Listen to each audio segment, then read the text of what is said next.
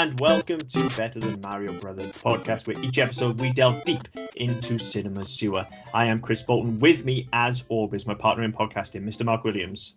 Hello. And it's the most wonderful time of the year yet again, folks. Here we are, bringing it back around for another Christmas season on the network, kicking off this year with Better Than Mario. And just by some fortuitous happenstance, one of the films that has been on our list since we started has happened to have popped up on Amazon Prime just in time for Christmas. So we are looking back at 2005's Goldberg vehicle, Santa's Sleigh. No, I never thought I would miss Goldberg as a wrestler, but he's more fucking convinced of doing that than he is this. You know, I'm going to put this on Front Street, right? I actually thought Goldberg was pretty good in this. I fucking hate him as a wrestler. Absolutely detest him. Cannot stand Goldberg. I thought he did an all right job. I remember for the vehicle, he did all right. I'll concede that. I think so. For what he needed to do, I think he was fine. I mean, look, he's not The Rock, is he? No. Let's be honest. I'd argue he's possibly better than Hogan, but we can get into that as we go through. So yeah, I vaguely, and I mean very vaguely, remember watching this back in 2005 when it came out. No, I can go one better than that. Go. I had memories until actually sitting down and watching it yesterday. I had memories of watching this with my brother and Petchy and Bowen and those guys in somebody's living room. I can remember the room we were in, and I remember watching it. And then there's a line fairly early on about brown toilet paper. Yes. And I remember we were in your house in Newport, and either me and you or me and Edgar having a conversation with the other one about why brown toilet paper was a bad idea. I don't remember us ever having that conversation. I remember having that conversation. I can't remember if it was me and Pete trying to explain to you or me and you explaining to Pete. I know I was one of the two because it seemed like a fairly obvious joke to me. But I remember that conversation, and I was like, "Oh fuck, did we watch it together?" And this probably would have been when we were editing Countdown and Scab. So this would have been one of our sort of famous Chuck on a really shit film efforts. I don't remember us watching it together. I very vaguely remember watching it myself. And I just have a kind of time and space recollection of watching it in my old bedroom at my parents' house. And why I would have been watching it there in 2005, I don't know. But I just, for some reason, remember watching it on that setup. Now, that could just be like time fucking with me. I don't know.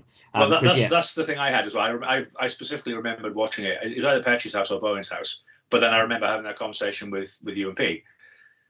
I definitely watched it at least once. I remember prior to watching it this time, I remember that I didn't like it at all. Probably because I dislike Goldberg.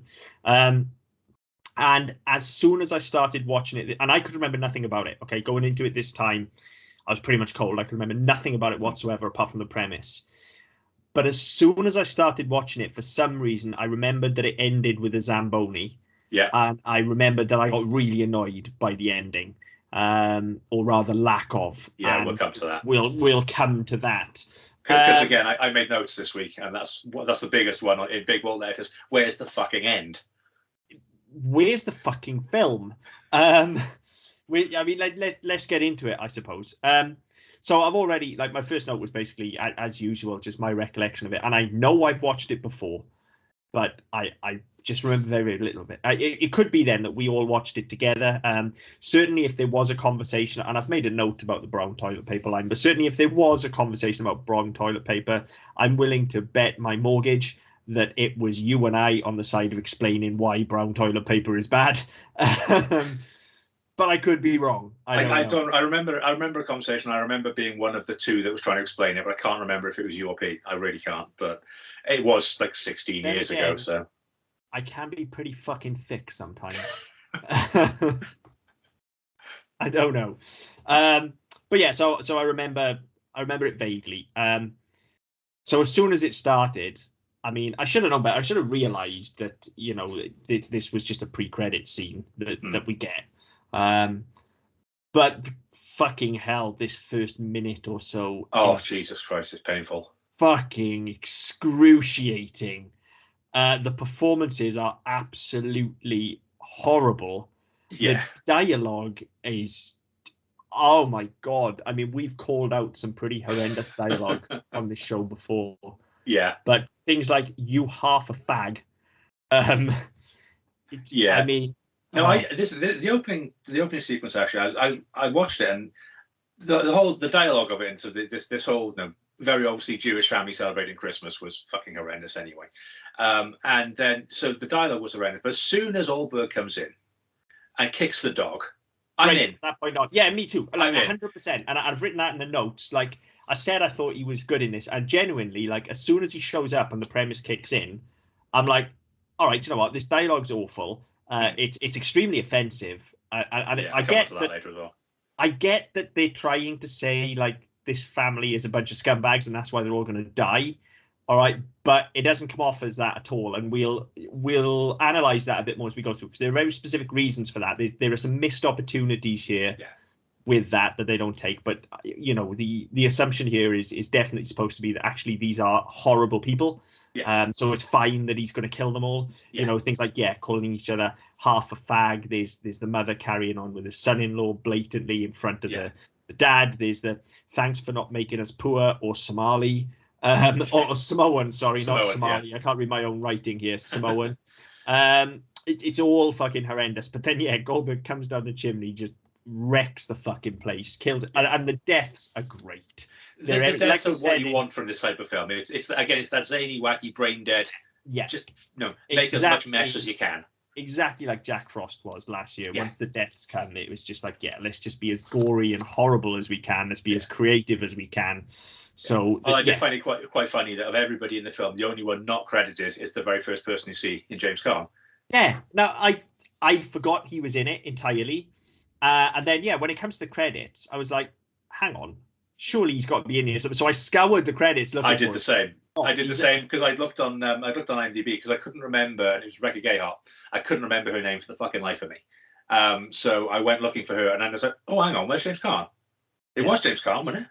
Of course it was. Of course it's fucking James Caan. Oh, you don't mistake James Caan. You don't mistake him. No, absolutely. And I was like, where the fuck is he? But he's not anywhere. He's not credited. He's not listed on IMDb. He's not in the credits. He's nowhere. And quite frankly, I don't fucking blame him.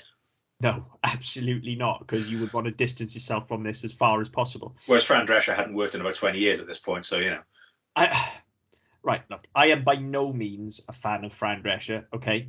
But she's not this bad usually. Like, she's stinking up the place. I quite like the early seasons of The Nanny, actually. I thought she was quite good. That's what I'm saying. Like, I'm by no means when I say I'm a fan, but I don't think she's a bad actress at all, and she's certainly got charisma. And I think the problem here, she's swinging for the fences. She knows what this is. She knows. Again, this is what we've talked about. Look, we need people for a couple of hours. Yeah, you've got nothing else to do. Fucking turn up. Yeah, it's oh my god, she's horrendous. She's the worst thing in this scene. And that includes the dog. And that includes the dog. Yeah. So this opening sequence, right until Goldberg shows up, is horrendous. Then he shows up and it's fine. And then, like, we get in the film proper, and the performances are like raised 100%. Like, our leads are excellent, and Emily DeRaven, of course, would go on to be huge, and she's clearly a star in the making. Like, she's magnetic. You cannot take her eyes. At this point, she's already done Roswell, hasn't she? Well, she's done Roswell. She hasn't. I mean, Lost hasn't really happened, though, has it? No. This was 2005. Lost was 2004. Was it? No, I know this is at least 2005, but I was kind of looking at the timeline here, thinking she's probably like she's not a superstar by any stretch of the imagination here yet. So just looking now. Lost first season. Lost was 2004. Oh, okay. So this, I guess. So this would have been filmed filmed before. I mean, this would have bgotten filmed. It would have been filmed around about the same time, I would say. Probably after they'd wrapped on Lost, because Goldberg did Mania 20 in 2004. Yeah. So he wouldn't have started this until fucking April anyway. But what I'm saying is, at this time, like, she's not by any stretch. She's not massive at this point. No. But it is very clear, like, she outclasses every wattage in this. Like, there's even the very opening scene, she's doing fuck all except cleaning windows. Yeah. And you cannot take your eyes. She just runs off with the whole scene, because fuck does she clean those windows? Yeah, and even like you could tell that you get the bit where you've got the old woman who's just cussing him out in the store, And as soon as she leaves, what a delightful old lady. And it's like, she knows the dialogue is shit. Yeah, but she's absolutely. going, you know what? Fuck it. I don't care. This is what I've got, so I'm going to work with it. She pitches it perfectly. She is absolutely phenomenal. And that, like I say, both leads are great. Yes. Okay. They are yeah, both. Douglas Smith is good as well. Yeah, they are both absolutely great, but she just absolutely smashes it out of the park. Shame about the character, but as you say, she kind of knows that. She kind of knows what she's got, and she's very clearly like way better than this film. Yes. But at that age, I mean, she'd have only been what, early 20s at that point. Early 20s. It's a fucking paycheck. And yeah, I mean, it's a lead in the future at the end of the day. Yeah, absolutely. I mean, God, the fucking dialogue, though, as you said, like she knows what she's doing, but the dialogue is horrendous. I did think there were some nice touches in that scene, though. So where you get the owner comes out, which I think Saul Rubinek, isn't it? Plays the owner, and he deals with the old lady, and then so she leaves, and you get like the Christmas gifts, and yes, they're shit, but they're thoughtful, they're personal. Yeah, they are. So there's some nice character beats in there where you pick that up, and then she offers him a lift home, and you don't really get the impression they're a couple. No, which is really difficult because obviously later on that sort of blindsides you a bit. But yeah, you get a decent sense of these characters and kind of where they are, and then you follow him because Nicholas is our lead, so you kind of follow him, and you get the crazy grandpa stories in the bunker and all that sort of shit. And yeah, it flows quite nicely at this point. You're thinking, right, okay, there's some work on into this. There's going to be, it's Chekhov's bunker at the end of it. They're building all this stuff. The fact they're putting all the locks in, they're putting all these locks in. A is going to not do fuck all anyway. It's going to do fuck all when you're being invaded because Goldberg's going to kick the door down. But also, if you're running away from somebody, having 16 locks and keys hidden everywhere, it's going to add to the drama because it's going to take you an hour to get in. All this stuff is really seeded well, and it comes off later on. At this point, I was thinking, you know what? I remember this film being shit, and at this point, I'm thinking, have I been a little unfair? I'm thinking exactly the same as this point as well, because even though I'm criticizing the dialogue, like I know damn well what I'm letting myself in for, so I'll go with it. And for all I'll criticize dialogue as well, old ladies swearing is never not funny. No, absolutely. Especially when we get it again later on. If there's one thing funnier than an old lady swearing, it's a sweet old lady swearing. And when we get that later on, it fucking floored me. So yeah, the old lady at the start is great. If again, entirely distasteful, but it feels like that's supposed to be there because again, then she gets offed. So yeah, again, it's a horrible person that gets offed, and then we get to the bunker, we get the thing with grandfather, and then this is the point where the dialogue really starts to stick in my more. It's like all of the earlier stuff at least is snappy, but when we get the lines about file that next to brown colored toilet paper on the list of bad ideas, it's like they are chewing this dialogue now. They're tripping up because it's too wordy for what this is. That the syntax of that line is entirely wrong. Yeah, that's right. And there's a lot of that goes as you go through the film as well. And there are lots of elements where you think, well, is the writer is he trying to write an episode of Buffy here, or an episode of Dawson's Creek where he's got teenagers talking absolute fucking bollocks? It's really got that. It feels like it wants to be Whedon-esque. You're right. I've actually written that later on. It's got. But it has none of that spark and charm and none of that kind of. The dialogue is very heavy-handed in that respect. There's a lot of it, but it doesn't say anything. Whereas you look at your Whedons, your Kevin Williamsons, the dialogue. Yes, there's a lot of words to it, but it pops. And when somebody says something, it fucking means something. And that's the thing. We've defended that to friends of ours before now. Some of whom we've mentioned already. That we might have even watched this with. We've defended that style of writing, which some people really disagree with and dislike, and that's fine. Everybody gets their opinion, but when it's done well, I find it magnetic. That kind of dialogue just draws me in when it's done well, but that relies on a kind of brevity. It is the thing. Like, yes, it's wordy, but as you say, every word means something. And so it pops along, and it never feels like you're reaching for a gag, whereas this does. And when you're reaching for a gag and you have just this jumble of words that your actors are spilling over, it doesn't work. Whereas you don't get that, as you say, with a Kevin Williamson or a Joss Whedon, because no word is wasted, and it almost becomes poetry at that point. They're thinking about the syntax as they're writing, they're thinking about the lilt of the words, and especially when a show as well as, for instance, I Know Buffy, there are ways that those characters speak that when, for instance, you then read that dialogue elsewhere, you know, and you read somebody trying to do Joss Whedon dialogue, like you can hear it in Sarah Michelle Gellar's voice, or you can hear it in Charisma Carpenter especially. You can hear that delivery and that syntax and that tone, and you go, oh, okay, that's what they're doing. It's just being delivered by somebody else. But okay, they kind of get it as well, and they dial into it, and that doesn't happen here, and so it does fall flat. And one thing I did find actually with the dialogue, and I mean, we'll jump around a little bit just because the film is kind of frenetic anyway. But what I found with the dialogue is that, to start with, it was they did a lot of this. It was really wordy. They were trying to avoid any exposition, but they really, and then they sort of got to the point where they was, oh fuck it, we'll just throw it in now and get it out of the way. Probably about 20 minutes in, and after that, the tone changed entirely, and it went from that to being a pun machine.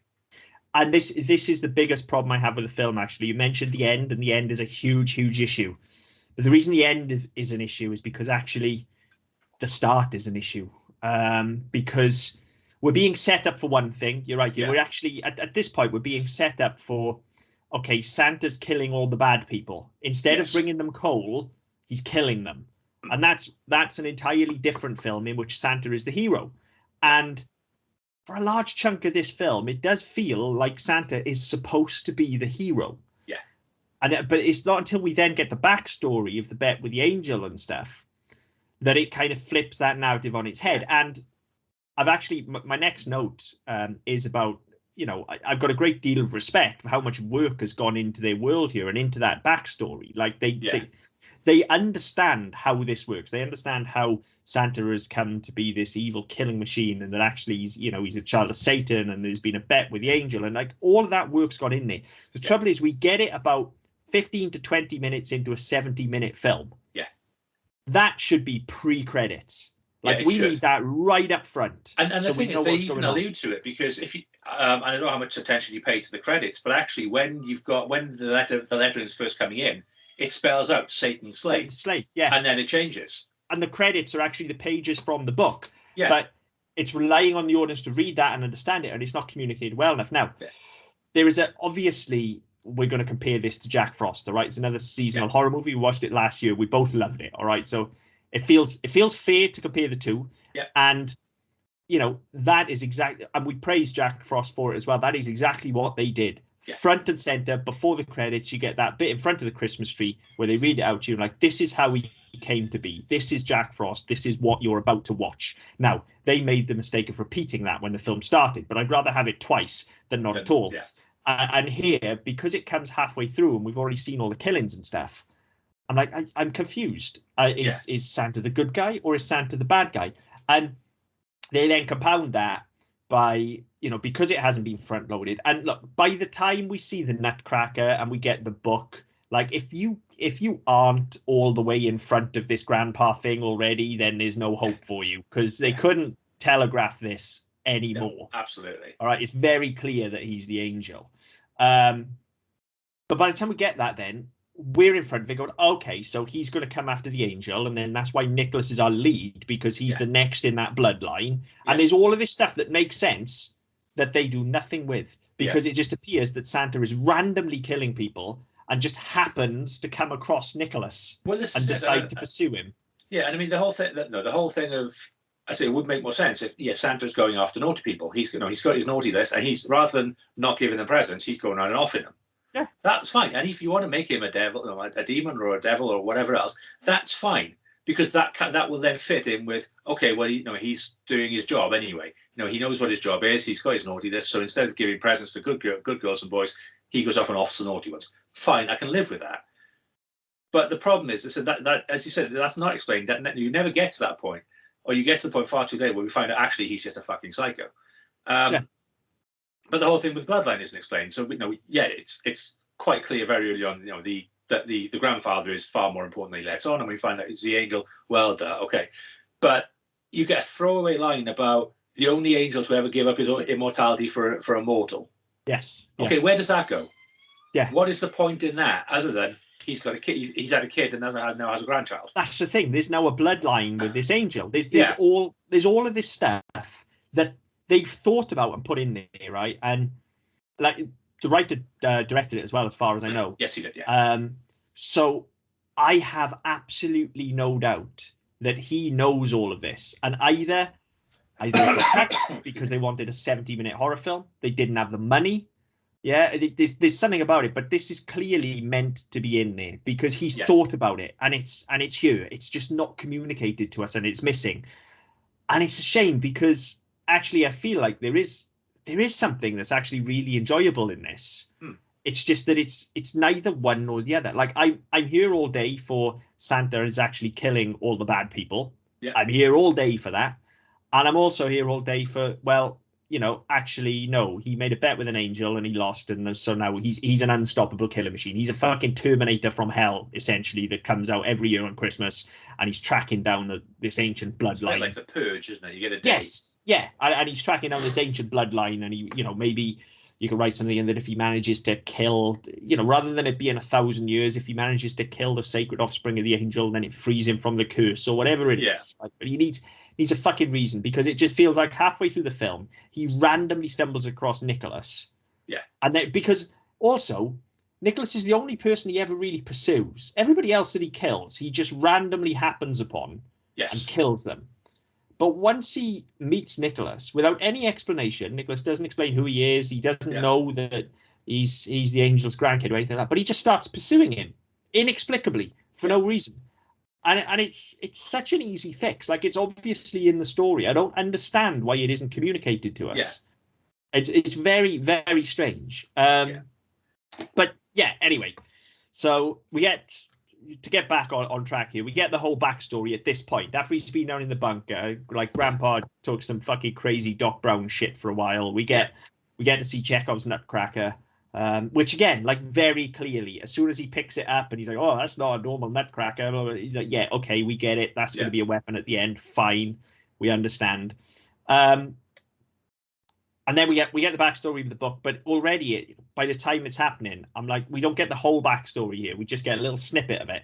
Yeah. I'm like, but he's just randomly killing people. And how does this affect Nicholas? Because at this point, Nicholas thinks this is all rubbish. Right. Yeah, and so you've got the two bits running in parallel, because you've got, you know, he introduces the book, and then Emily Draven's character turns up. Was her name Mac? I want to say Mac. How so can you forget that? I don't know. It's not like anywhere near my name or anything. It's not like it's a name you hear on the reg either, is it? Like, anyway, Mac shows up. Yeah, Mac shows up. So you get this bit where, you know, all of a sudden you've had this bit with the book. And now they're all happy families, and they're just watching a fucking Christmas movie or whatever. So I can't remember what they're watching. So you get that, and then at the same time as that's going on, you've got Santa is in the strip club. Yeah. Causing all hell. And we'll come back to that in a minute, because I actually quite liked that scene. I thought the execution of that was very good. It was an excellent scene, yeah. It's excellent. But you get that, and then you get on to this bit with Mac and Nicholas. And as soon as the grandfather disappears, they start arguing and bickering. Yeah, no, it's weird. That comes out of nowhere, because you get this whole thing. We've already established the entire town thinks the grandfather's knuckling futz, right? Yeah. So why would she be any different? Yes, okay, she knows him and others don't, but he's still eccentric as all hell. Yeah. And even if he's just that funny old man that you know, that's fine. You can have that opinion. But rather than going, yeah, everybody thinks he's crazy, but he's not. He's my grandfather, whatever else. Instead of that, and having just said himself before she showed up, you know, the whole time thinks you're crazy, right? But instead of that, and so instead of trying to sort of persuade her otherwise, and she hasn't even said anything, don't forget, he just flies off that. Probably, and if I were looking for subtext, I'd say that he's feeling guilty for thinking it himself. But I don't think this film is subtle enough in what we get to actually do any sort of subtext. Whether it's written in, I don't know. I agree. I think there's more written than was actually put on screen. But yeah, he just flies off the handle and starts going on about fucking gun control. Well, they sort of seed it earlier on, because incidentally, I've got to give him credit for this. There's a point where she comes around and she gifts him supposedly a gun. This is right back at the start of the scene. She gifts him a gun, and I'm writing notes here going, "What a fucking ridiculous present!" And then he instantly opens it and goes, "I don't mean to sound ungrateful, but what are you, fucking retarded?" like fair play. Like you played me completely, and Yeah. great delivery of that line as well. Like Yeah. that's a point where again he understands the assignment there and delivers that line perfectly. All right, and it's concise enough to get it over. And then of course it turns out it's a transformer, and she's done something really sweet for him. Yeah, because he's again, always wanted this transformer. Yeah, that fed back to earlier on. We were talking about Optimus Prime or something else, and so all of that. And this is what frustrates me with this film is that, by and large, this film plays as an overly long episode of South Park. Yes, it does. Yeah, it does. It's that politically incorrect. It's that, and it's that sort of, that satirizing of popular characters and stuff like that. The whole Jesus and pals of it all. And it gets that tone, and when they get it right, and you get these exchanges between people, it really works, and that really does come along. But then all of a sudden, you get him blowing up at her for no reason.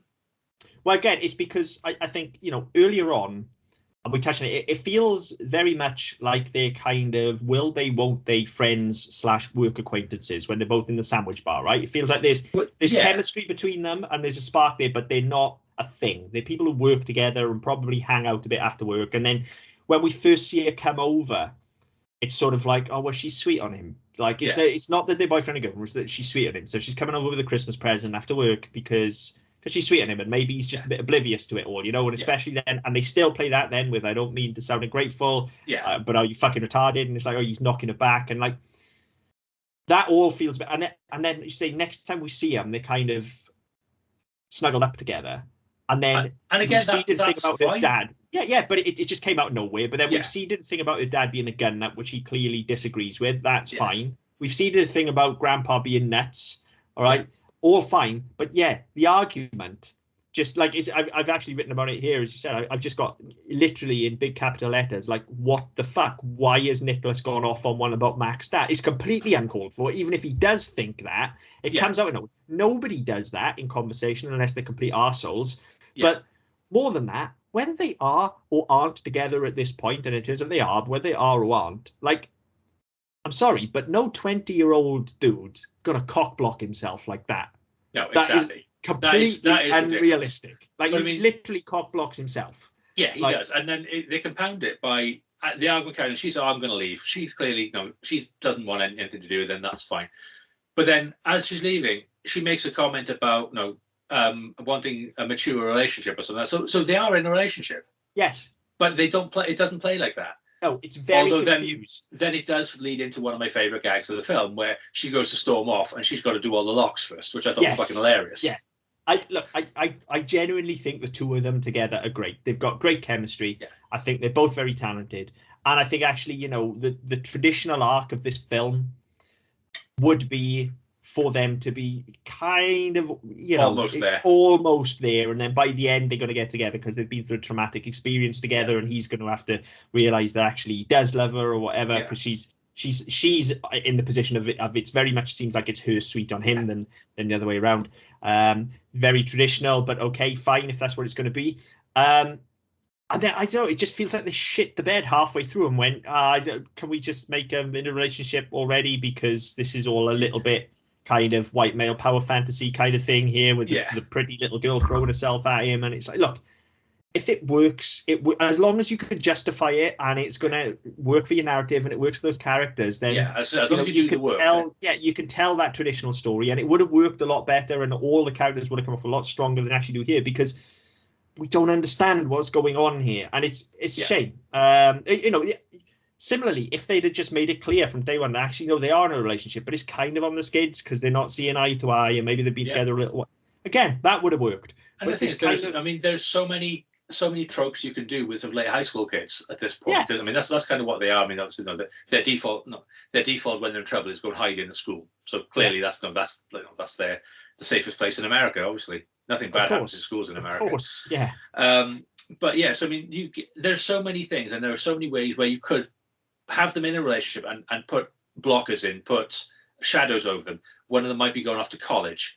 There may be there's peer pressure. There's the fact that they're in different groups, or they're in different schools even. There are ways that try and test it to get around this, where it's easy enough to do the work for the relationship. You make the relationship doomed to start, and actually they grow together through the events, because the shared experience kind of makes the affection grow. That's all fine. That's been done a million times, and yes, okay, it's tropey as all hell, and it's been done to fuck, but nobody's going to judge you for that. And especially not in a film about a murderous Santa Claus. Well, yeah, exactly. No, There are bigger issues. Yeah, nobody's looking for a fucking examination of like early 2000s American teen culture here. Like, we're looking for a high body count, probably a bit of nudity and lots of swearing. So if you can accomplish all of that, swearing in it, is there? There's hardly any swearing, and which is very disappointing. I don't think there's any nudity. There's boobs in the is strip there club. boobs? Oh yes, there is. There's a fucking strip club. Of course there's boobs. But you know that, look, we know what it is. All right, and it feels like actually this film doesn't quite know what it is. It feels like all the bits are there. Yeah. But it's a little, I don't know, it just feels jumbled. To me, it feels like they've tried to brick up a wall, and they've gone, oh, we've got all these bricks, but we haven't got any mortar. Yeah. Let's chuck them on top of each other and it'll be fine. It's not all going to topple over on itself. You know, this should be so easy, really, shouldn't it? Let's be honest. This film should be easy, right? And for all we take the piss out of bad films, in quotation marks on this show, like, we literally raved about Jack Frost for 2 hours last year about how much we loved it, and that's the same thing. It's ridiculous, but it knows exactly what it is, and we loved it because of it, because we know what we get. There's a reason, and we still can't find it, but there's a reason we want to do trees. This podcast probably wouldn't exist without trees.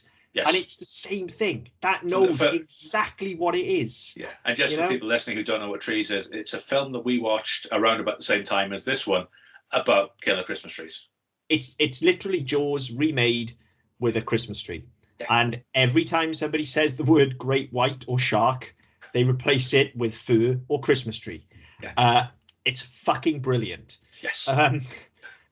Because it knows exactly what it is. Yeah. And that's fine. And that's the thing with this type of film, actually. There's so many of this type of film. And you look on Prime, you look on Netflix, and yes, okay, you do have your traditional Christmas movies, and there are some cheesy as fuck Christmas movies on there, which unfortunately get played on the TV downstairs quite a lot because myself likes normal films. But yeah, for every one of those, there's one of these. There's a Santa sleigh, there's a trees, there's a killer Christmas lights from space. Yeah. Whatever you want, it's there. The niche is there. Yeah. For Christmas horror films. And where you look at sort of the top end of the spectrum, where you've got Gremlins, and then you come down to stuff like this and Jack Frost and all the various other ones. I mean, I'm expecting there'll be an equivalent of Killer Sofa in there somewhere, more than likely, which is genius on its own level. But these things are there. So it's not as if this is a new thing they're doing. And there's enough has gone before. They could say, right, okay, these are the beats we need to hit. And I'm not a huge fan of writing by numbers. I mean, you've read a lot of my work, and we've worked together on a lot of stuff. So I'm not a big fan of saying, right, well, by this minute or by this scene, you need to have done this. By that point, you need to have done this. The story needs to flow where the story needs to flow. But if you need them, these things are there. These formula are there. These templates are there. Yeah. And if you're going to make this type of film, and you're thinking, right, okay, have I hit all the marks I need to hit, whether at 12 minutes or 20 minutes or 40 minutes, wherever it might be? Have I hit the points I need to hit? Yeah. And you can't really go far wrong with a film like this. No, you really can't. Apparently. I do tend to follow traditional structure, perhaps a little bit more closely than you do, but not so much in terms of, by the 10-minute mark, this has to happen. Like you say, you kind of feel your way through it, depending on how long the film is going to be. You know what needs to be there, but there's some very rigid structures with it. By 12 minutes you have to do this. By 24 minutes, no, because that's all going to depend on how long your story is and length of film and stuff. But there are, regardless of the length of the story, there are narrative beats that you're going to have to hit, and you are going to need to set those out in Act 1. And that's the problem here, is that they don't know what they want, because they don't know if these guys are in a relationship or not, right? So we've got no through line with them. They don't know if Santa's a good guy or a bad guy, so we've got no through line with him. Like, I mean, to be honest, I'd even forgive it if you were going to lines for saying, right, there's ambiguity as to what Santa is. Is he a good guy or not? Is he punishing people who are naughty, or is he just killing every fucking thing that moves? You can have that ambiguity, but play on it. Yes. Exactly. Why is he doing that? Why is he going after the priest? Okay, because the priest is a dirty old fucker who spends his time in strip club. But you can work on that. As it is, they've not done the legwork. They've not put the foundations in to then follow that through. that is the biggest problem with the whole film for me, and it's where it falls down at the end as well. Is and I've written it in a couple of notes time, so I'll just skip forward to the note and we can come back. I just look. I even after we get the amazing stop motion bit, which we'll talk about as well. I love that. I still don't know what this is really about. Santa is just killing people randomly. I don't know what he wants or why he's doing it. I know there was this bet, and it was going to last 1,000 years, but there's no explanation as to, like, he's got this pent up aggression, so he needs to bust a nut, basically. And if that's what it is, then fine. But again, that's a completely different type of film. That is him literally going on a murderous rampage and holding the town hostage is what you want there. Then you want absolute mass hysteria. At that point. Yeah, you want mass hysteria in this town, and the police force needs to get involved in everything, not like the one crazy guy trying to warn everybody. Yeah, and it's not. And it's, didn't we watch this last year with Jack Frost where they did that to a fucking T? Yes, and it worked extremely well. And that's the thing. We knew what Jack Frost wanted. Like, he was a serial killer. He just wanted to kill everybody. And like where that started falling down was when we looked at the sequel, and all of a sudden he had a personal vendetta, and that wasn't really working. But when it was just Jack Frost is a serial killer and he just wants to fucking kill people, and the whole town's got to protect themselves, that worked incredibly well. See also Gremlins, which we mentioned. The point of Gremlins is they're just fucking sadists. Yeah, like, they're agents of chaos. Yeah, and that's fine. That's a valid narrative. If that's their reason, it's just like, no, they're fucking sociopaths, basically. Like, fine, okay, fine. We know how our good guys react to that. We know what they've got to do. They've just got to protect themselves. And you've got the ticking clock element of it as well, of like, oh, well, it's only one day a year, so we just have to get through Christmas. Yeah. It would make more sense if it was Christmas Eve. Yeah, I did think that, actually. When it flashed, because it starts on Christmas Eve. Yeah. And then you flash into Christmas Day, and then shit starts happening. Yeah. Surely he, at this point, it's got to be from the point he leaves the North Pole. So that's how you would get back. So it's that. No, when you're in East Coast America, you're talking like fucking 6 o'clock. Oh, no, 7 o'clock Christmas Eve evening. And because of that, that's when it starts in the fucking Samoa or whatever. And again, that explains that's a throwback to Samoa joke earlier on, which doesn't fucking land. That's fine. And then you have this finite period, and then they go with this assumption that actually, because the North Pole is on the same the same meridian line as Greenwich, therefore when it's midnight in London, it's midnight at the North Pole. Not thinking, hang on, it's a fucking globe, so all the points kind of meet at the same place. Yeah. We'll ignore that. We'll handwave that. That's fine. When you've got fucking Goldberg explaining that to you, that actually they all go to the same place and it can be any fucking time I like. Yeah. You know we're in trouble. But it's like, okay, they've made these assumptions, and that's fine, but they don't come from anywhere. They're not based in anything. No. And there are too many things like that which are just left to, oh, you know what? People won't care. There's blood and there's boobs. Yeah, and there are, but I don't think there's enough blood and boobs to counteract that. Yeah. And I think there's enough thought gone into most of the world to actually highlight the gaps in it like that. Like say, to get back on track, like this bit with them and their relationship is going on at the same time we've got the bloodbath in the strip club, which is an excellent gore fest scene. Yes, and all of it, again, all the deaths are really creative. I particularly like the one with the stripper pole. Yes, I thought that was excellent. And again, you get the nice gag where he goes to grab it, it's all greasy, and he's off. Pulls out hilarious and wipes it down. That's brilliant. And topical now as well. Absolutely hilarious. This is the thing, and that you look at there are so many little points like that throughout this film. And you go, it's fucking brilliant. Yeah. That's genius. And to be fair to him as well, as much as I hate Goldberg the wrestler, like the choreography and these fights are fucking dope. Yeah. Like these fights are awesome. The choreography is brilliant, and especially when you get it later on with the menorah in the deli, which we'll come on to shortly. Again, that works really well. And the problem I have with Goldberg is when he speaks. I agree, but he doesn't speak much. Yeah, and I think the reason for that is because whether they scripted it or not, I think they realised early on that the more it's the same problem you have with Hogan. The more dialogue you have, the worse it gets. Yeah, but for spitting out the occasional one-liner, he's actually very good. Yeah, and when he snarls at people and stuff like that, that all works really well. He's got real presence. I'll say that for him, which is not something I could ever say about him in a wrestling ring. No. But he's got real fucking presence in this film. So love all that, love all the bit of the strip club, and then we're back at the house again, and we get the proper exposition. Like we get like not just a little bit from the book now. Now we get the full-on exposition. Yeah. And just like Jack Frost did last year, it hooks me in instantly because we go to Rankin and Bass stop motion style animation. Fucking awesome. I loved which every Christmas film should have. Yes. And it's fucking great. It's the best like 2.5 minutes or whatever it lasts of this entire film. Yeah. And at this point, if you didn't realize it already, Grandpa is clearly the angel because they've clearly modeled them on Goldberg and Grandpa. So you can clearly see what's going on. And again, like, you know, the thought of the world, I kind of love the absurdity of this whole thing happening based on a fucking game of curling. Yeah. Which is just the most ridiculous old-timey old man fucking winter sport. It's not even a fucking sport. Have.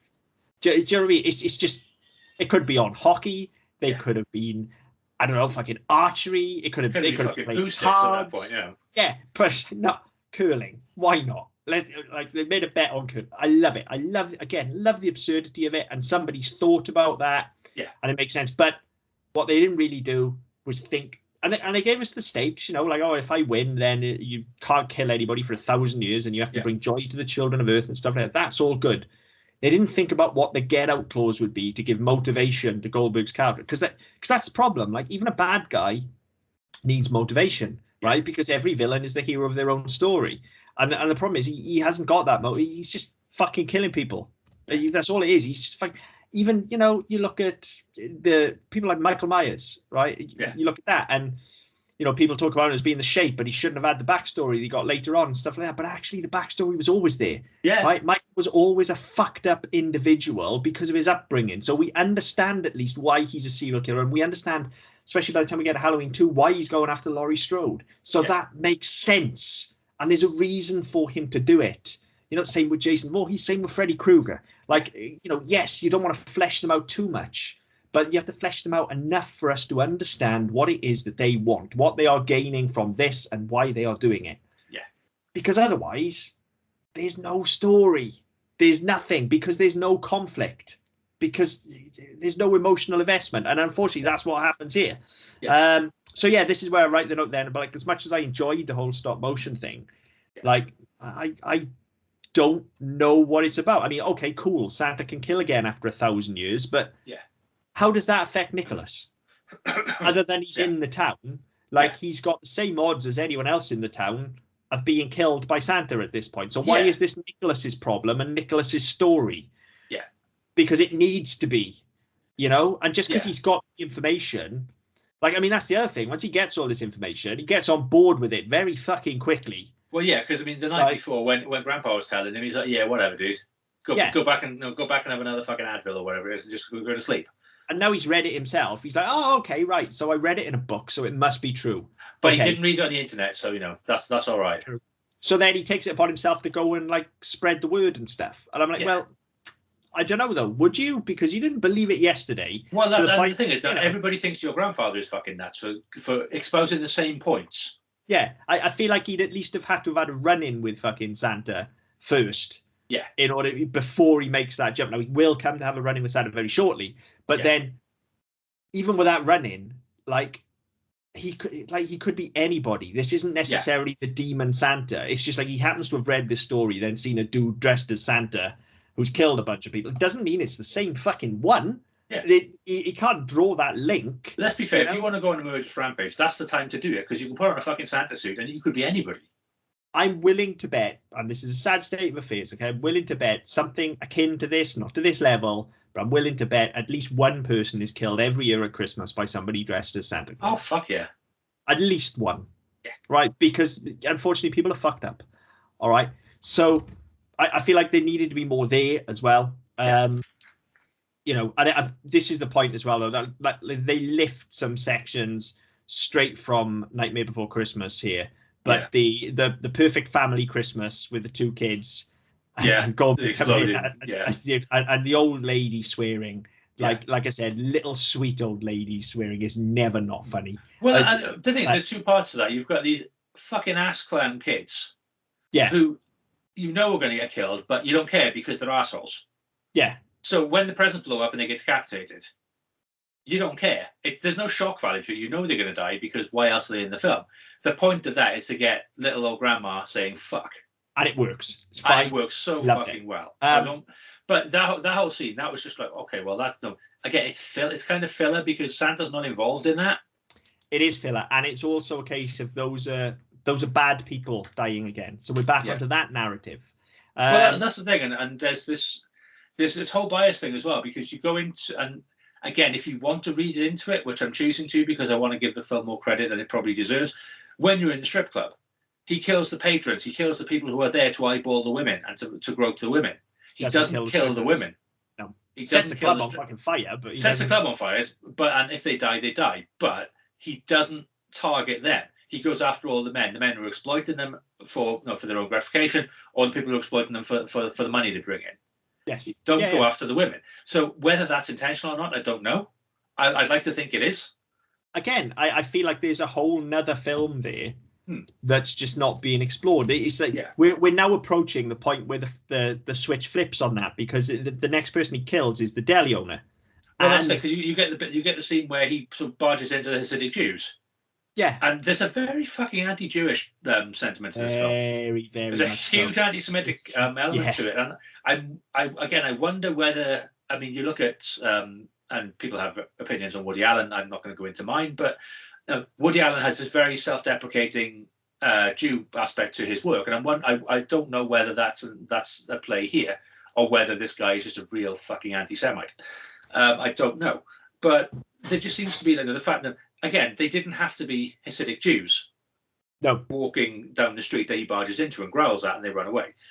By the same token, when the police are called to the deli and they come in, the comment is that the comment from the one arsehole cop, which I'll go into in a second from a logic point of view, he tells his partner, go and talk to those what are they called? Fucking Pennsylvania Dutch. What the fuck are they called? The Amish. The Amish. Oh. He refers to them as Amish rather than I wasn't Jewish. sure what word you were looking for then. I didn't know if we were trying to be politically correct. No. I was trying to remember what. He refers to them as Amish rather than Hasidic Jew. And it's like, again, it's just this whole thing of fucking disrespect that they don't. Same as when the Jewish family get annihilated at the beginning, he goes to the deli and uses the menorah to kill the fucking deli owner. It's just another layer of, again, this is what brought me back to the South Park comparisons.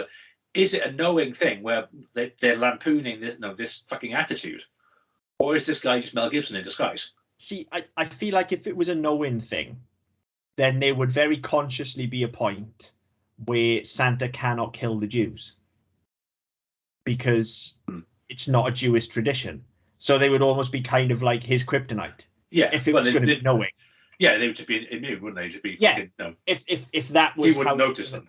No, if that was how you were going to go about it. But then again, we don't have the sort of weight behind the story of him only killing bad people either. So exactly. None of this makes sense, But even with killing the deli owner, like, this is the first good guy really that we've seen killed. So this is where the switch flips. Yeah, but it's also again, it's a really nice gag here as well, where he said, says we're closed, got the diner across the street, wherever else. And instead of kicking the door in, he punches the glass underneath and switches the side over.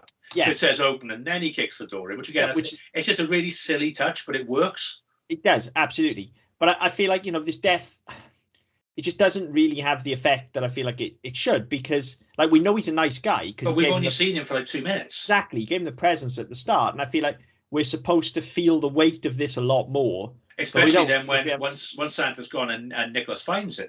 Yes. Yeah. It's that you get the impression that's supposed to be this whole fucking world-breaking thing, where his mentor, his friend, his surrogate father, whatever, has been killed by a menorah to the throat. Yeah, and again, but you don't get that. It's almost like, if he's the father figure at work, and Nicholas and Mac have had the bust up, this is the incident that then brings them back together, because Santa's killed the guy at work that looks after them, their fucking boss. But none of that rings true. And as I say, it's even weirder because he's the first just genuinely nice guy, as far as we know, that Santa's killed. So, that doesn't make sense. And coming on to bits that don't make sense. Also, we've missed the cameo from Zeus as well. No, that's next, because that's my next note. Zeus, I think I think there's like law or something. The tiny lister just has to be in every film that features another wrestler. I I think think so, yeah.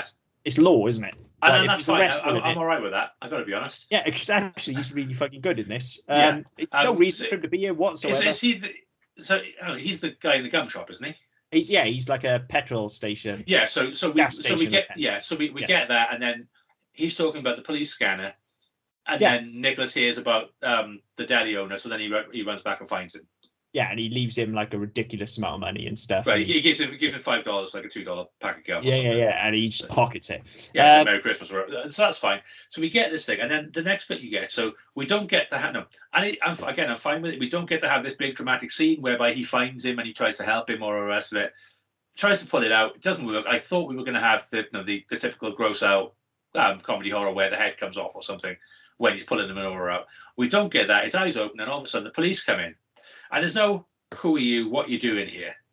It's just let's go downtown. Hang on a minute. In fairness, he's literally run in, disturbed the entire crime scene, and touched everything. So, well, yeah, there is that. But he's basically done this at this point in the eyes of the law, anyway. So yeah, but I mean, surely the question is right. Okay, well, who are you? Well, I'm Nicholas. I work here. I found him. None of that. It's just right. You're coming with me, sunshine. It's a bit like when you're a fucking 14-year-old, you're outside the spa drinking cider, and somebody comes along, grabs you by the ear, and says, "Fucking time to take you home." It's a bit like that. There's very much he's guilty straight away. Yeah, which there's no To rationale be fair, again, he looks guilty as fuck. Don't get me wrong. Yeah, he does, but again, it's a hell of a stretch considering this is America, and he's white. Well, so, yeah, exactly. And like, even if it is going to be some sort of hate crime, because let's not mistake the fact that he's a white Christmas worshipper and the deli owner is Jewish. So yes, okay, there's even that side of it. But surely this fucking kid who's 150 pounds soaking wet, he has not lifted this guy off the floor and stuck a fucking menorah through his throat and pinned him to the wall. It just defies the laws of physics. It does. So if nothing else. This scene is ridiculous, and then following that, they shove him and the 4 Hasidic Jews in the back of a squad car. Yeah, where there's physically not enough room for them. No, and I forget what term they use, but they do throw a derogatory term at the Jews as well. I can't think what it is, but they do throw a derogatory term at them. Then we get to the police station though, and for as much as I didn't like that scene, and I didn't like that it wasn't working or anything like that. Yeah. I absolutely fucking love the fact that his name is never spoken out loud and it's never mentioned. But did you read the sign on the sergeant's desk? Did you read his nameplate? Yes. Dick Zucker. Sergeant Dick Zucker. Yeah, Sergeant Dick Zucker, and then you also the captain whose name was Captain Cock. Yep. The officers were very careful to call him Cork. Yeah. As in C-A-L-U-K. But anytime anybody else refs him, he's Captain Cock, and I thought it was fucking brilliant. But again, it comes back to that sort of South Park sort of humour, which there was a lot of at this point. I mean, South Park was at its fucking prime at this point. Yeah. I mean, the Family Guy was around, but been cancelled twice at this by now, so it wasn't. The humour is still there, but it wasn't sort of the zeitgeist that South Park was. But yeah, I mean, and they double down on this later on as well. There's a joke about the captain's name, which we'll come on to when we get to it. But yeah, I did spot that. And I wrote it down. I thought, I bet you're going to mention that as well. That's because it's the fact that no attention is drawn to it. It's just there. Hilarious. That's exactly the way you play that joke. Because look, he's got to have a name because it's got to be on his nameplate from a production point of view, right? From production design standpoint. But it's never spoken out loud. So if it's going to be anything, it may as well be fucking funny.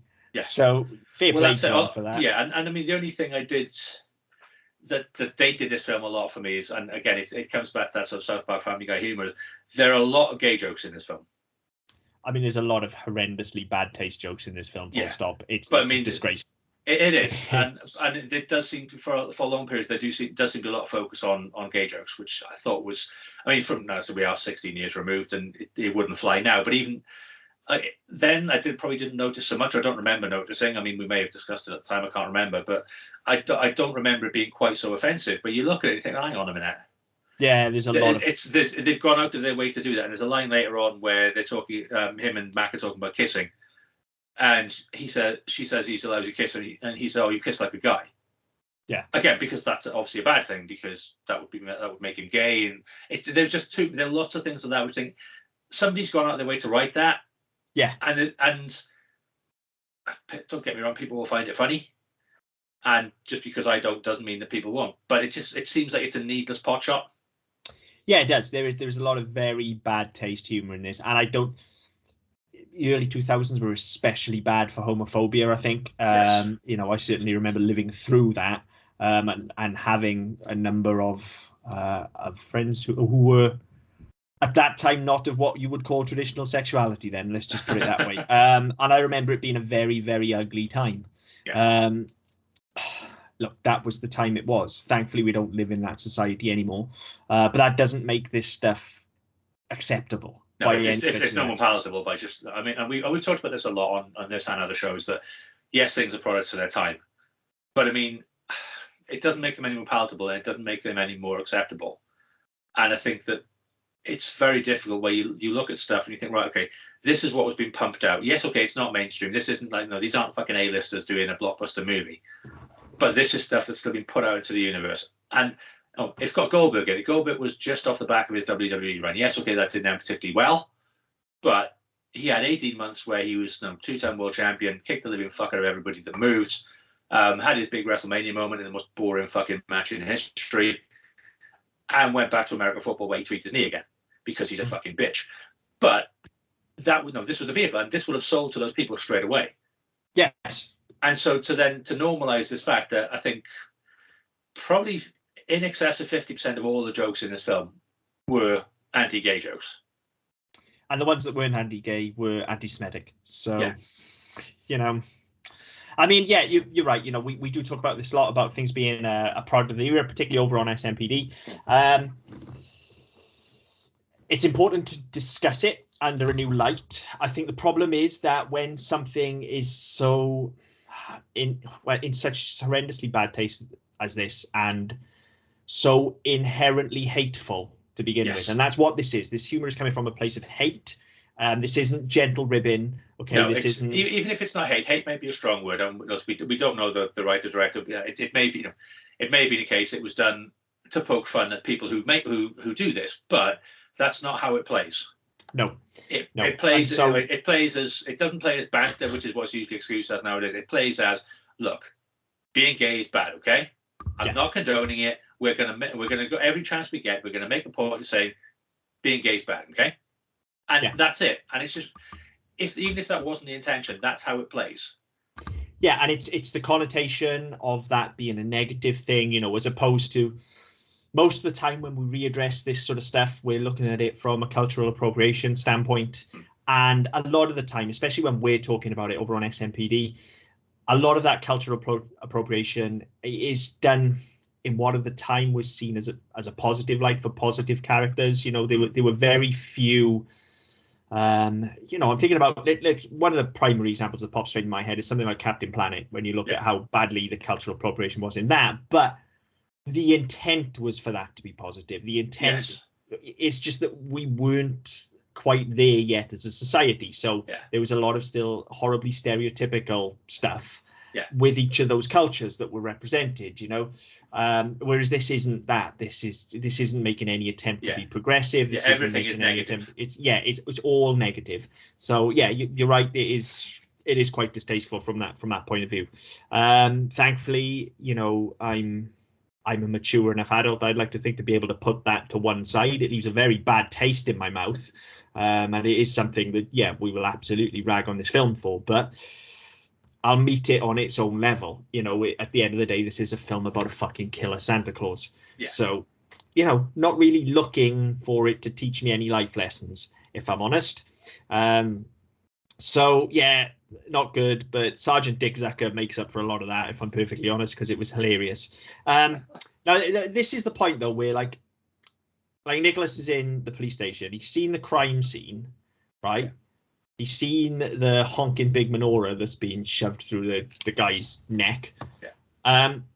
But it's a big fucking jump for him to assume that it's the Santa that's done all this. Yes. Like, and also, if this is where we're going with this film now, when Nicholas is set up as our protagonist and Santa's the antagonist, first of all, what's Santa getting in the way of for Nicholas? Yeah. Right? Because it can't just be that Nicholas wants to stop Santa. There has to be something. There needs to be stakes. Here. There needs to be stakes, right?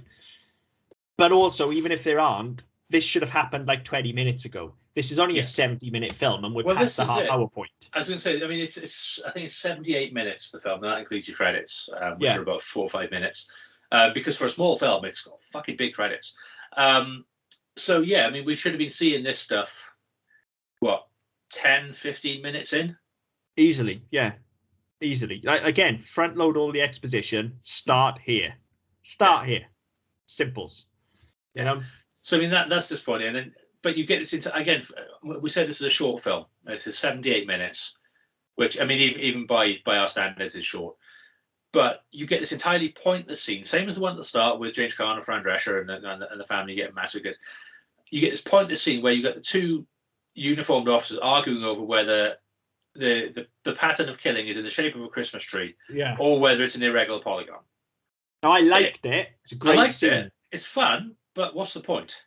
Yeah, I mean, again, though, for me, that's flavour. You know, in what this film's supposed to be.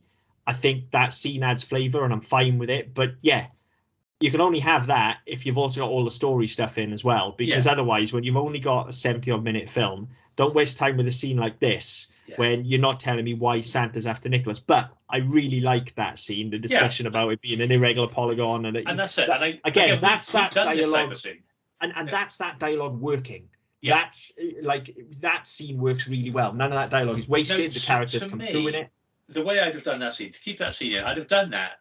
And that the way it's done in Santa's Sleigh is that you have this scene, Nicholas has taken in to see Captain Cock, and then by the time he comes back out, everybody's dead, Dave.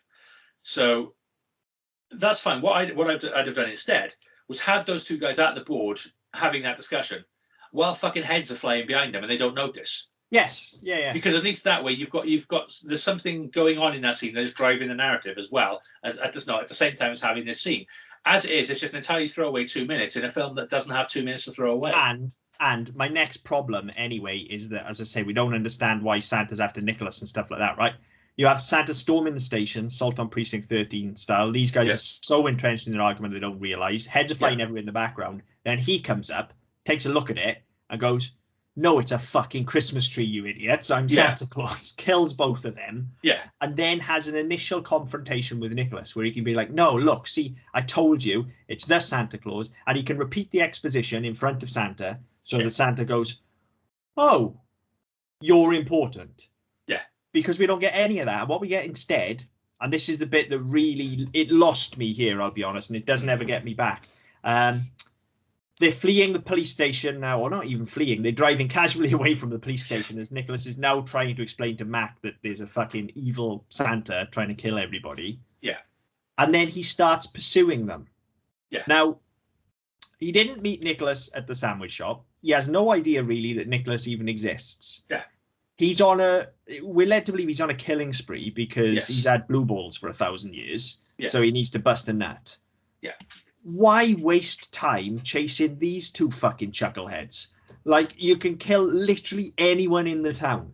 Well, this is why the are thing. you after these two? I mean, this annoyed me. We get this whole thing, and again, there's a nice touch about the kid who clearly hates guns having to use a gun. Fine with that. That all works. That's really good. You get the whole Terminator 2 thing where it's chasing after the car. And that's all fine. I don't have a problem with that. That's great. We do that. They shoot him. He falls off. They drive away. Yeah, great.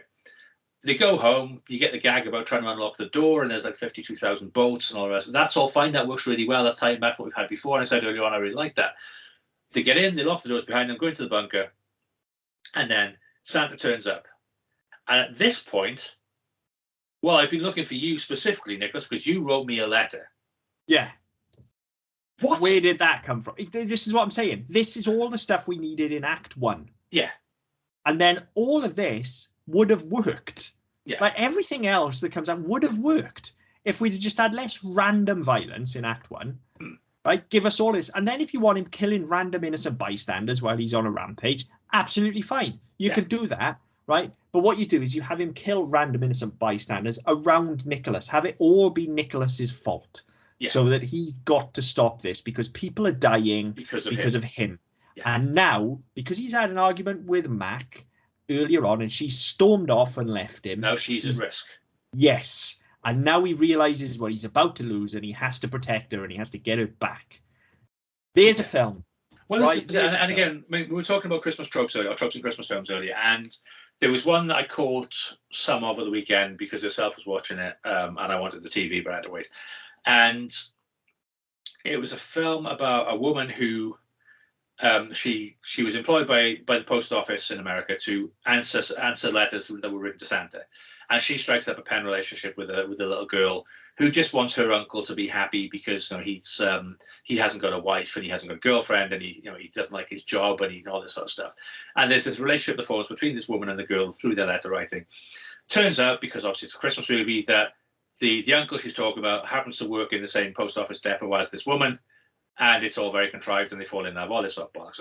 But there are so many ways you can do it to tie in different events, and they did it in to a better extent in Crazy Stupid Love, where they were constantly talking about a character called Nana, and it was Emma Stone's character because she couldn't say something, so she couldn't say banana, so she called it a Nana instead, and then that became her nickname or something like that. It's been a while since I've seen it. There are ways of doing this where you say, right, okay. It doesn't have to be quite so contrived. It doesn't have to come out of the blue where you say, right, okay, well, all this stuff you should have known 45, 50 minutes ago. Now I'm going to dump on you in one go. And you're expected to just go, oh, okay, now it makes sense. Yeah. They did, and this is one of the big problems I had all the way through. They didn't do the work throughout this film to earn any of the supposed payoffs. No, they just dropped it in where they felt like they needed it. It was almost like the film is constantly retconning itself, is what it feels like. It's like, right, he's here now, so how do we explain this away? Oh, well, it's because Nicholas wrote a letter when he was a kid. And you put his address on it. Why don't you fucking show us that at the start? Like, because then everything works. Don't that's it. Even if you don't give away the name, the fact he's in Hell Township for a reason. Yes. Yeah. Because what is it that connects Nicholas's letter to the angel? Yeah, exactly. So, again, the other show I have, right? Okay, thinking on this, and this has just popped into my head. There's this whole comment from Santa about the grandfather being the only immortal to ever, or the only angel to ever give up his immortality for a human woman. Yep. Okay. How does he know about that? Because that would have happened about, I don't know, 950 years into his 1,000-year exile. Yeah, but I mean, he's Father Christmas, so he still comes out once every fucking. Yeah, he comes out once a year. But why is that important? Again, there's such potential with the bloodline and all the rest of it. There's scope there. They just go, oh yeah, but he wanted a shag, so he gave up his angelness. Yeah. Again, there's backstory there that's needed, isn't there? That's the thing. There's backstory there that's needed. And for the type of film this is, I think you either have to gloss over all of that, and then you accept that none of that is important. Right, which is the kind of well, no, it's not even the Jack Frost method because they give us all that in Jack Frost, right? But you either gloss over all of that and assume it's not important, or you give us all of that and you make it important, and it's got to be one or the other. And if it's you give us all that, and if it's absolutely ridiculous and stupidly contrived, see Killer Sofa, for instance, that was very contrived, as we talked about at the time as well, with the whole thing with the demon and stuff there. But they gave it all to us, and it mostly worked. Like, it didn't quite work for us at the end, but it mostly worked. And then actually all of the extra stuff that we were able to pull out of the film was in there in that core narrative. Yeah. And we really enjoyed it. And it was, I still say it's probably one of the best things we've watched on this show. It's one of the most successful things. For a while. Yeah, it's one of the most successful sort of executions of a premise, I think, definitely. Like, it's Killer Sofa, and it does exactly that, and there's a lot more besides. Whereas this never gets past the fact that it's a killer Santa Claus. Yeah. Because it doesn't do all of this extra stuff. But then actually, ridiculous as it sounds, Killer Santa Claus is kind of a crowded market. Yes. And this doesn't do enough to even stand out in that market. So it's just nothing, is it? Like, it's either got to go hardcore, balls to the wall, this is the most ridiculous Killer Santa Claus film you've ever seen, where he's fucking stabbing people with candy canes left, right, and center, and fucking hurling roast chestnuts at people, and like all of that. It's got to go absolutely mad for it. Yeah. A la Krampus. Or it's got to give us all of this story for us to actually care. Yeah, and I mean, like Rear Exports, for instance. Yeah, I was going to say that's one of the things that sprang to mind. But I mean, realistically, I said this is, even for this type of film, it's short. It's probably short by about 10 minutes. Oh, easily. So they can give us that quite comfortably. I think that material is there in the writer's head, though. Whether it made it onto the page, and whether that page made it in front of the camera, I don't know. Yeah. But I get the feeling this story exists in the guy's head, because he clearly understands the world. He's put the work in with the angel. So it's at some point. So no, I said at some point he's thought about it. Yeah, but he hasn't just gone, it's Killer Santa because it's Killer Santa. Yeah, and if that's what he wants to go for, that's fine. But at least then it would know what it is, and it would wear it hard on his sleeve. This one, it feels like there should be more nuance to it. Same as we said we've said with other things. Since we said with Killer Sofa, there's stuff there that they just clearly haven't been able to do. And I mean, this I'd imagine had about 20 times the budget of Killer Sofa. Well, I mean, it's produced by Brett Ratner, so it wasn't shy of money. Well, yeah, most of the budget probably went on fucking Goldberg, to be honest. Probably. There's not a great deal of information written about it in terms of the production. There's certainly not anything about budget or anything like that. But yeah, it's had that sort of treatment whereby they've not skimped on what's on screen. They've not skimped on the effects. They've not skimped on the horror. But what they have skimped on is giving the writer a platform to actually fucking write something. Yeah. It's fucking. I don't know. It's a weird film, innit? Yeah. So yeah, he starts pursuing them anyway. Yeah. We get that whole thing with the shotgun, and again, like you say, it's a whole thing there about the kid that hates guns now has to fire a shotgun, doesn't understand how it works, and she's trying to talk him through it. Great scene. Yeah, again, it's Die Hard. It's the cop who never fired his gun. Yeah. It's that internal conflict. It works really well. And yes, the fact they make a joke about the fact he doesn't know how to put a fucking bullet in a gun and stuff like that. That's all fine. And again, there's another one of these really pointless exchanges in this scene whereby the squad car comes up behind and the sirens comes on. And I've written it down because I can't remember exactly. So she says, "What is it with you and Cock?" What? He sucks. What? Cock? Yeah. And then it's that puerile juvenile fucking playground sort of banter effectively. But it's pointless, other than it distracts us from the fact that it's clearly not the fucking police captain. Since everybody else in the precinct was dead. So why would he been left alive? So it sets up the fact that it's Santa pursuing them, but it's just like, okay, well, it's kind of throwaway. But then they kind of gloss past it and go into this bit of he doesn't know how to put the round into the rifle. And she says, "It's easy. You just put it in the hole." Yeah. And again, you think about there's subtext about their relationship. The fact that they don't have a normal relationship. There's all this sort of stuff you can read into it. And then him having to use a gun, which he clearly fucking doesn't like, and all the rest of it. There's some good layers here, and I feel really bad railing on this film in some aspects, because same as when we talked about Killer Sofa and some of the portrayals of women and stuff like that, and the comments they made there. There's something going on here. There's something that the writer is trying to say, I think, and it isn't being allowed to, or doesn't have the resource to. I think there's stuff that is in that script that gets through, and I think, again, credit to Emily DeRaven for delivering it as well. There's all the stuff later on where they're trying to break into the school as well, and he's basically a pansy ass about it and can't break the window, and then he's going to try and sort of pick up the bike rack, but it's locked, and she just smashes the window straight away. Yeah. And then as she's trying to get through, he's very push her shoulder. Yeah. Yeah, and she just grabs his hands and puts them on her breasts. It just goes, "Look, am I going to have to make every first move in this relationship?" Yeah. And I think she's a great character, and yes, there's a lot that can come out of it. Again, if they were in this kind of sibling stage of the relationship, or if they were in this kind of just at the other end of that, where it's they're either just friends and they're trying to find their way in, like the brotherly sisterly thing, or they are at the end of it and it's make or break. But they're not either. So a lot of that falls flat despite their best efforts, and it's a shame because you're right. There's definitely something there with the two of them, as I said right back at the start. Yeah. But then he pursues them in the police car for some reason, even though he's got a fucking sleigh and a reindeer, but he decides to use a police car because why not? Okay, fine, whatever. Going to use it. And then we get the showdown with Goldberg and the grandpa, and like this is probably the most speaking he does. Yeah, Goldberg. But in fairness, like he's pretty fucking good at doing what he needs to do. He's just been this big fucking ugly, threatening lump.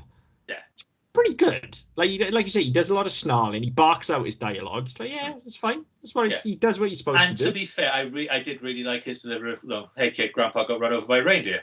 That's a brilliant line. That was fucking genius. I love that. Yeah. really And good line. actually, Tori's in a WhatsApp group with some of her workmates, and they've got a bit of an advent competition going on, who can provide the worst music video, Christmas music video. And the one yesterday was Grandma Got Run Over by a Reindeer. Yeah. And I was like, why the fuck did I not know that yesterday when I was watching this film? I really like that. I really like that delivery and that gag. There's so many of those type of gags, and those puns I thought were great. And again, that's its own type of film, and that's fine as well. It's like that side of it works. It's just that they mar it with all of this story stuff that they don't fully follow through. Yeah. And it's like, look, just jettison it and give us this. Just make it fucking ridiculous for 70 make it funny. minutes. Yeah, just make it a ridiculous bloodbath for 70 minutes. Yeah. And fine. All right, just fine. But they don't. So Grandpa now reveals that he's the angel. Takes one for the team, basically, and stays behind to allow the kids to escape. And then they hatch the single worst plan in the history of plans that I've been thinking about ever since, and I've been trying to wrap my head around this. So maybe I've missed something. So just talk let's give it a go with me, okay? Yeah. So Grandpa says Santa wants to kill everybody. He won't stop, basically. You have to go into town and warn everyone. Yeah. Except Santa is chasing Nicholas. Into town. Where all the people are. So surely the plan should be, let's lead Santa away from the town. Yeah, let's lead him on a merry dance, like a foundry or something, where we can push him in. Yes. Or let's just give him the runaround for the next 2.5 hours, which is... Yeah, because at this point, we're working on the assumption that you've got until midnight in the North Pole. Or, let's make a run for the nearest fucking border where the time zone's going to change. Like, there's all of these things you can do here. Yeah, because it's never said where they are. Is it? They're just in some fucking... No, so they could be some snowy part of America. They could be right on the border between Colorado and fucking somewhere hot. Exactly. Or it could be like, my dad, the gun nut, also happens to have a fucking, I don't know, water plane, because why wouldn't he? Like, so let's go and get that, and we'll fly south for a couple of hours, and and then you can have a whole scene where he's fucking chasing a fucking plane in his sleigh. Like, there's all sorts of plans, but leading the mass murderer into town is not a good idea, and I cannot understand why we're doing it. No, that makes no sense. And the whole thing that, yes, okay, part of his escape plan, there were 2 snowmobiles in his garage. Yeah, why not? Fine, okay, I'll go with that. I can take that. But again, immediately with no sort of inkling of the fact that he can fucking drive it, don't do anything else, he can operate a snowmobile. Yeah. And he can maneuver at speed. He can outrun a fucking demonic sleigh. All this sort of shit. He knows how to take the jumps. He can balance when it should be tipping over. All of this. Now you think, well, okay, well, fine. So suspension of disbelief, I think. Yeah, all right, whatever. Yeah. We can do that. And then you get the really shitty dialogue when they're on it, where we need to get undercover. You think? They go into the woods. We need to get out of the woods. You think? And it's like, oh, for fuck's sake, put a bit of effort into it. Yeah. And it's probably overdubbed because the kids probably can't go anywhere near the fucking snowmobiles for insurance reasons. So they've probably got some stunt guys doing it. And you think, right, okay, well, fine. So we do the bit where he comes out on one fucking edge and they lean back into it and tip it back over onto its two runners and get into town. And then they start going in and out of the fucking gun range, and they start going in and out of where all the people are caroling and all that sort of shit. I said, right, okay, fine. They're shouting warnings like crazy people to people who don't want to fucking listen, just like his grandpa does. Mm-hmm. Why does anyone think that's a good idea? Yeah. Clearly, everyone's just going, this guy's fucking nuts. Just lock him up.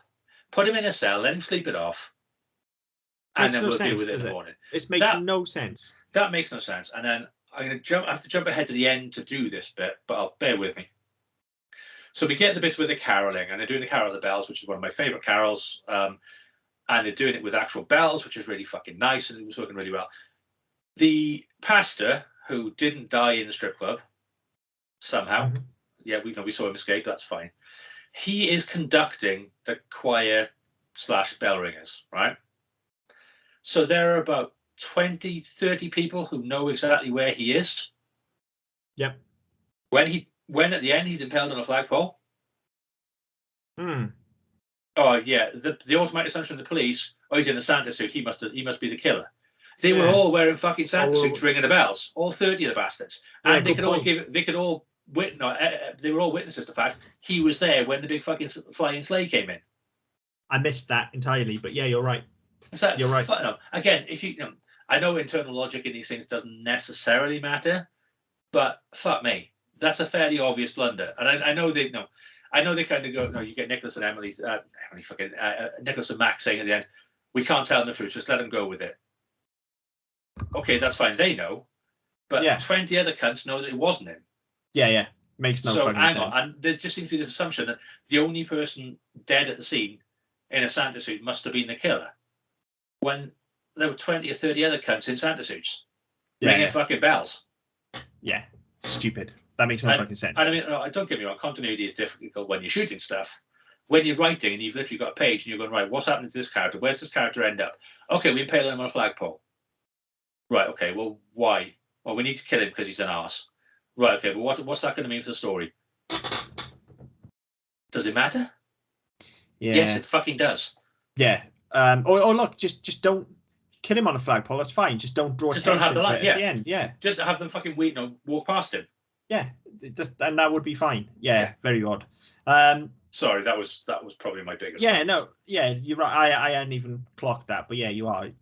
You're right. It's odd. So we get the chase sequence with the reindeer and stuff. It's all fine. It's all good. I like the bit on the snowmobile. That's all good. Then they break into the school. We've talked about that already. Yeah. Although again, looking at logic of that, he takes his helmet off and then looks for heavy objects to touch through the window. Use the fucking helmet.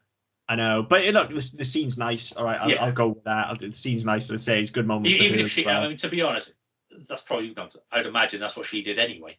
Yeah, it's a nice scene for her. I like it. And he gets a second, so you know. Yeah, we get inside and Chekhov's nutcracker rears its head again. But just in case you haven't quite worked out that it is Chekhov's nutcracker, we're going to put a fucking tag on it. We are going to put a tag on it. Use the Force, Nicholas. Right. Now, here's my big fucking thing about continuity. As somebody who deals with this kind of shit on a daily basis, how the fuck is a coal-fired boiler going full blast in an empty school at Christmas? Well, there's that. There's also, right, they broke the window, the alarms are going off. Then the alarms stop magically. Yep. Where's the fucking ghost caretaker in this school? That's what I want to know. Well, he's winding up Scooby-Doo on the other campus. Yeah, because clearly somebody's in this building. They've got a coal-fired fucking boiler going. Well, yeah, you get that, and then there's a couple of other sort of slips in this as well. So they go he chases them into the library. They all three of them run through the metal detector, and it doesn't fucking go off. Although clearly they're all wearing stuff with zips. Santa's got this big fucking belt buckle. Yeah. Doesn't go off at any point. So what's the point in having that there? Then they run into the fucking conveniently placed ice rink, because all schools have one of those. Of course they do. Yeah. Forget swimming pools, fucking football pitches, in the ice rink. Okay, fine, I'll deal with it because it sets the Zamboni and the curling and all that shit. Fine. They go onto it and immediately they can't walk and they slip and they slide all over the place and they end up on their asses. And then they have a moment. They have a moment where he almost sacks up, and then comes in with a Zamboni. Fine, they can fucking run on ice after that. Yeah, I mean, there's so much here that we need to unpack in this scene. So let's just start with the coal-fired boiler, right? Yeah. Then. No, that's one I didn't spot. Actually, I've got to be honest. I've got to draw attention to this because for all we've said about Goldberg being really good and for his dialogue not being too horrendous all the way through, Who's Your Daddy, Father Christmas is diabolically bad. And again, it's that reaching for a gag that just doesn't work. So that's it. And I've actually written here, you probably won't be able to see it, but I've written here so many puns. Yeah, like that's what this film has descended into. And I mean, we said a bunch earlier on. You had this very wordy, very loquacious, very awkward style of dialogue at the beginning. And don't get me wrong, I do a lot of that myself. Sometimes you have characters who need to speak in that way. But then the entire focus and the entire tone of the film shifted to become a fucking carry-on movie. Yeah. Yeah, it really did. And look, if it had been that from the start, Yeah, again, I'm fine with that. However, well, I'm if still it's one or the other, I'm fine with yeah, it. But I mean, as a joke, yes, that's shit. I'm still not letting you have Who's Your Daddy, Father Christmas, because it's just too much of a reach. Unless you build something in the characters, and again, you've got your fucking letters to Santa, which you've not used, Yeah. so you ignore. Have some fucking daddy issues in there somewhere. The fact he hasn't got a father, the fact that her father's a gunner. At least then, it's always gonna be a shit joke. It will never, ever, ever, ever, ever be a good joke. But at least if he's playing on the fact that one of them has major fucking father issues, at least then there's context to it. Just leave it at Who's Your Daddy if you're going to have to do it. But Who's Your Daddy, Father Christmas? But I mean, it's not. It's one of those things again. Why would anybody ever fucking say that? Exactly, that's what I'm saying. It doesn't work. It I mean, does not even without the Father Christmas punchline, it just doesn't fucking work. No, it doesn't. So that can get to fuck. And where did he get the fucking radioactive glow stick from as well? Well, all of a sudden he has powers now, doesn't he? Because again, they have to retcon because there has to be a thing about how once Christmas is over, he'll lose all his power. Yeah. Which up until this point, he hasn't had any. No, he's just been really fucking violent. Right? So they have to give him some magic fucking glow sticks he can use and stuff. But then again, it's so unbalanced because you got the whole thing of Who's Your Daddy, Father Christmas, and I'm groaning and going, all right, it's jumped the shark now. But then there's the bit in the library where he throws the fucking book at Nicholas and twats him in the nose, and it's hilarious. Like, it's so funny. And then to top it all off, probably my favorite line of the entire film, which I had to pause because I did a spit take, where he is on the Zamboni and then tries to blind him with the what's he got? Is it no? It's not the Star of David. What's he got? It's the torch. It's the torch. That's it. Because there's Star of David earlier in the shop. Yeah, in the deli, he's got the torch and he's shining his face and he says, "I'm Santa Claus, not fucking Dracula." It's just, and his delivery is spot on. It's hilarious. Absolutely brilliant line. Yeah, that's funny, and that hasn't been reached for. That is funny. But in the middle of all of that, we get this point where, say, chase them onto the ice rink, they slip and slide, they fall down, and then despite the fact they're being pursued by like spawn of Satan, serial killer Santa, who's hot on their heels, they manage to find 2 minutes to have a heart-to-heart about their relationship. Yes. That's not right. No. Like, this isn't the place for that. I mean, and that's the thing again. No, I mean, horror. No, forgive me if I'm wrong, but horror movies are a thing. Yes. Where you get pursued by undead, demonic, whatever. Right. They're a thing, and most teenagers kind of get drawn to them because they've normally got boobs and bush in them. Mm-hmm. So they can't know this sort of thing. They know. So you have that conversation when you think he's dead.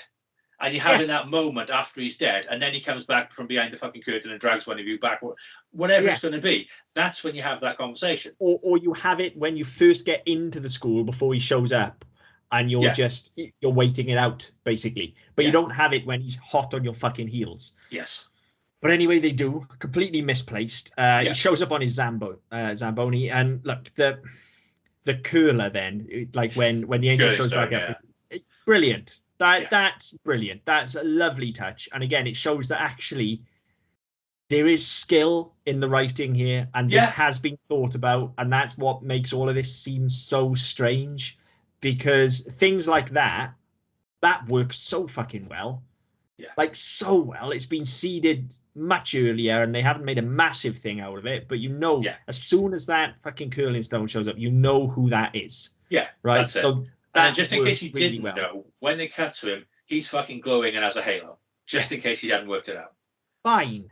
I'm fine with that. What I'm not fine with is then the next 5 minutes where Mac and Nicholas spend all of their time telling each other that he's the angel from the story. Yeah. Well, fucking duh. Right, again, all of this should have been front loaded, and then this would all be fine. Now, once again, talking about the Whedon-esque dialogue, Emily DeRaven, one of the best people positioned to deliver this, right? She's of that ilk. She's a star of that time as well. So, you rightly called out Roswell earlier on as well. There is one point in this film where they absolutely nail it. And again, I just take my hat off and applaud him because it's right here after he tells him about the time zone and she delivers. He's scary, yet educational. Yeah. It's just that glib throwaway line. And it's just that character going, it's back to that first line where she's like, what a delightful old lady. Yeah. It's that I know exactly what this is. and I'm going to play it the way it's fucking intended. And she absolutely does. You know, I mentioned how when these lines are written and they're written in that style, I can hear the character's name, and that is very much a Cordelia Chase line. And she delivers it like I can hear Charisma Carpenter delivering it in my head, even though it came out of her mouth. Like that is the exact tonality she gave to I had the same exact same thought. It's just there's, as I said, there's some dialogue you can hear in particular voices. No matter who's delivering and who's written it, it's fair. No, it is that character. They did it as well in the first series, the 100, and with the Octavia character, who started off as being kind of a brat and kind of, by the time they got to by the time they built her character, again there was that level of sort of just derisive snark. Yeah, and again you could just hear. No, had she been 10 years younger, that could well have been Charisma Carpenter. Yeah, and so absolutely nailed that, and I loved them for it. Like it worked so well. So again, he can do this. Like it's just so annoying that it's not consistent, because I think each of these little bits on their own, there's genuine quality here in all of the filmmaking, like in the performances, in the writing, in the direction. You know, even choreography and stuff, and it looks fine. Yeah, like it's all. There are moments in all of it, but as a whole, because it's so disjointed, it just doesn't hang together. So yeah, we got then we get another fucking curling match. So, and again they play on that quite nicely, where he launches a stone, he lands on the end, and then Sandra goes, yeah, fuck that, and throws him into the hole instead. That's quite in keeping. It's that irreverent sort of anarchic. I'm going to do what I want anyway because you screwed me once. I'm not going to let you do it again. That all worked really well. I thought that did quite well. I feel like he basically just cheated there, and so you go like, well, if that's possible, why didn't he do that 1,000 years ago? But I think, and I'm gonna give them far too much credit here. I think that's character development. Okay. Because he lost last time, he doesn't want to lose again. He doesn't want to spend, because at this point the stakes are higher. At this point the stakes are, if I win, you be the proper Santa for eternity. But right, okay, I'll go with that character development. I'll go with that. But again, don't get me wrong, I'm reaching for that. Yeah, but no, but again, there's world problems here, aren't there? And there are logic problems, because in order for any of this to make sense, then despite the fact he's a demon and stuff, the contract between them needs to be bound in some sort of honor at the very least, right? Because otherwise, why is he bothered even honoring it for the last 1,000 years? He could have just at any point gone, fuck this. Well, this is one thing I didn't understand, because I mean, having then seen him fling the angel rather than use his curling stone. Yeah, well, why didn't he do that in the first place? Yes, okay, maybe he's learned from the fact he lost last time. Maybe he's bound by some sort of magic that because it was a pact of an archangel, and having read the description of the film on Amazon on Prime yesterday before I watched it, there's a thing about he makes a sacred bet with an angel. Well, why is that one sacred and not this one? Exactly, right. So yeah, I don't get that, but all right, that is what it is. Again, fucking whatever, suspension of disbelief. I'm not going to let it bother me that much at this point in the fucking film.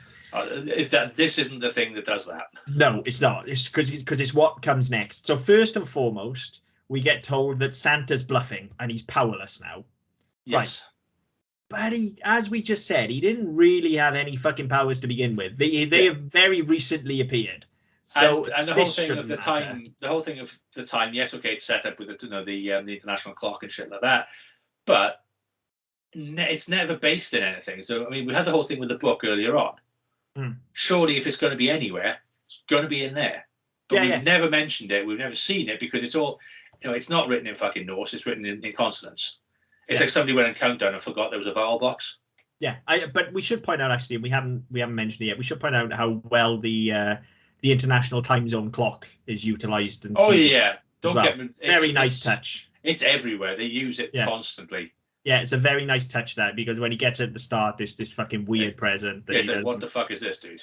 Yeah. I mean, I once had for one Christmas. I'd not been with Tori very long, and we spent Christmas Day with her parents, and then her aunt and uncle used to live down the road, so we went down there for drinks in the evening. And I was given randomly a pedometer. I'm trying to tell you something, dude. Oh, I mean, fuck, I was like 8 stone heavier than I am now. But it was like, yeah, great, thanks. The fuck do I do with this? I mean, in fairness, that's more interesting than pants and socks and a Lynx gift set in it, which is True. what the rest of us normally But get. at least, So yeah, at least I could have given I could have regifted things. Yes, I gift set to my cousin who was like 15 at the time. But yeah, so it was one of those. Oh yeah, great, thanks very much. And his response to that was like, yeah, great. It's a fucking international clock for here in hell because I don't go anywhere else. yeah, but yeah, so it's utilized very well, and we Yes, should it have is. called that out earlier. They utilized that very well. Yeah. So yeah, there's the whole thing about him being powerless. But they go to great lengths to explain the fact that he's powerless, so they can take him down now. Except they aren't actually going to kill Santa. All they're going to do is shoot the sleigh down with the gun nuts, which nice touch. I mean, we kind of jumped ahead a bit as well. I had another problem, right? So we have Chekhov's Nutcracker. They shoot him with it, and he knocks him over and fine. So then they use that. Then they escape, right? So they run outside and they escape. I can't remember whether it's a car or however they get away, but they escape. And at this point, that's it. We've saved the angel's been saved from hell, and then they go to leave, and he can't leave. Yeah, there's some sort of why. There's some sort of irretractable force field that's preventing him from leaving. But if there's some sort of magical contract around the curling, Santa didn't throw his stone, so the angel didn't lose. No. So it's not as if he's being held there. That's what I'm saying. It doesn't. Santa cheating doesn't work. None of it holds together. No. Nothing holds together. No, that's my problem. But you get that, so then, yeah. So we get that, but they shoot him with a nutcracker, and then they run away, and they go to the gun nuts and all the rest of it. Okay, fine. But at this point, surely if you just shot him in the chest with a chestnut's about to explode because it hasn't been pierced or whatever else. And again, they seeded that earlier on. Yeah. Then why do you need fucking gun nuts? You don't, other than for the gag with her dad pulling out the bazooka, which was very funny because as a character they've seeded him perfectly well all the way through. We've not met him, but they've seeded him. You know exactly what to expect. Yeah. And so for the camera to pan around and see him holding a fucking bazooka, very, very funny. Not sure. And again, they take the agency away from Nicholas because you get this whole thing where he's the only one with a rifle with a scope. Everybody else is just bare barrel in it. So he's there and he's lining up on the hell deer. They're going to shoot it down, and then it explodes in front of him because so he hasn't had to confront that fear or that hatred or that dislike of guns. He hasn't had to confront that because actually somebody else with a bigger gun did it for him because it's America. Yeah, and actually, again, here, I'm not sure we need the chain-smoking Indian. Sorry, Native American. It's South Park. It is. Oh, it very much is. But again, this is the only point, I think, where it nails that sort of irreverent South Park tone as well. Yes, we are very clearly sticking our flag in the sand as being against gun ownership. Yes, and it very clearly is at this point. I bought the bazooka from camel tokens. Like it's very much like these are all the things that are bad in America, and here they are, and we're going to give them to a Native American to deliver to you. Like, and that is all laser targeted, and it's the only time I can honestly say the film really nails that tone. Not sure we need it by this point. It's too little, too late. And if it had been more consistent with that all the way through, it would be a totally different film, and we'd be having a totally different conversation. Well, this is the thing, because I mean, you've got to think about this as a town, right? They're on their shooting range, which is next to a fucking high school. Yep. Now we all know how well American high schools deal with guns in the first place. Yep. So you put a gun range next to it. Okay, that's bad enough. But then somebody is randomly walking around with a bazooka. Now I think even in America, that's not legal. No. I don't think rocket launchers are covered by the Second Amendment. No, I may be wrong. If I am wrong, Americans, please let me know, because I'm fascinated by how hung up you are on guns, some of you. But I don't think rocket launchers... Let's not generalize our... No. And I think, to be fair, there's probably a pretty even split of pro and anti-gun lobbies in America. But the ones who are pro-guns are really fucking pro-gun. And I don't think that covers rocket launchers and bazookas and things like that. Might be wrong. Please let me know if I am. But you've got this guy walking through town, just happens to step up with a bazooka that he bought on fucking air miles, for want of a better comparison. What the fuck? Yeah, exactly. But I think they Oh absolutely. yeah, it's clearly they're that's showing clearly the a point they're making. ridiculousness of that situation. But Like, I he's think, bought it because he smoked so many fucking Camel cigarettes. He's had so many Camel coins yeah, that he could buy a fucking bazooka. for his mate. Yeah. Yeah, and that's all fine. Now, yeah, that's they're very clearly making a point, and I get that. But again, it's this lazy third act where they've just gone, oh well, fuck it, we'll do that, and he's there. We'll do that, and he's there. We'll do that, and he's there. And there's no follow through for any of the story we've had before. Now, we introduced her dad Yeah. in dialogue, not physically. We introduced him in dialogue quite early on. Well, not that early on, probably about 25, 30 minutes in. Yeah. So at this point, okay, the school thing didn't work. Where can we go now? Where can we go that there? No, we know the shotgun hurt him. Where can I go and get a gun? My house. There's fucking loads of them there. You lead him there, and then they shoot him out the sky with a bazooka. Then it ties in. Then it works with your narrative as well. It's not just convenient that everybody's there to make this really dramatic point about guns are bad, smoking's bad. Okay. Yeah. Yeah. Look, even if they'd have done that and led him to the house, I don't think that would have made this third act any better. But I think it might have been more consistent. It would have been more consistent. They might have added about 3 minutes, which it probably needed. Yeah, but the problem with the third act is simply that there isn't a first and second act. It's not that they could have done anything better at this point. It's too late. And the thing is, the stakes aren't there because we don't understand what anybody wants. But any horror movie, and you look at any fucking horror movie, and when you look at originals, you don't tend to get the backstory. They tend to come later in franchises. But even when you don't have particularly rounded characters, there's always a second and a third attack. You don't kill him once and he disappears. You have to kill the fucker 3 or 4 times before he's actually dead and you can finish the film. Here, it's like, oh well, he's gone. We shot him with a bazooka. That'll do it. This is the thing. It's not even that we don't see him return because we know he's going to. Obviously, it's that there's no attempt to even investigate, to look for the body, to have any sort of tie up any of these loose ends. We don't tie up the relationship between Nicholas and Mac. We don't tie up them going back to the school maybe and see what's going on with the grandfather. We don't tie anything up. It's just they shoot him down.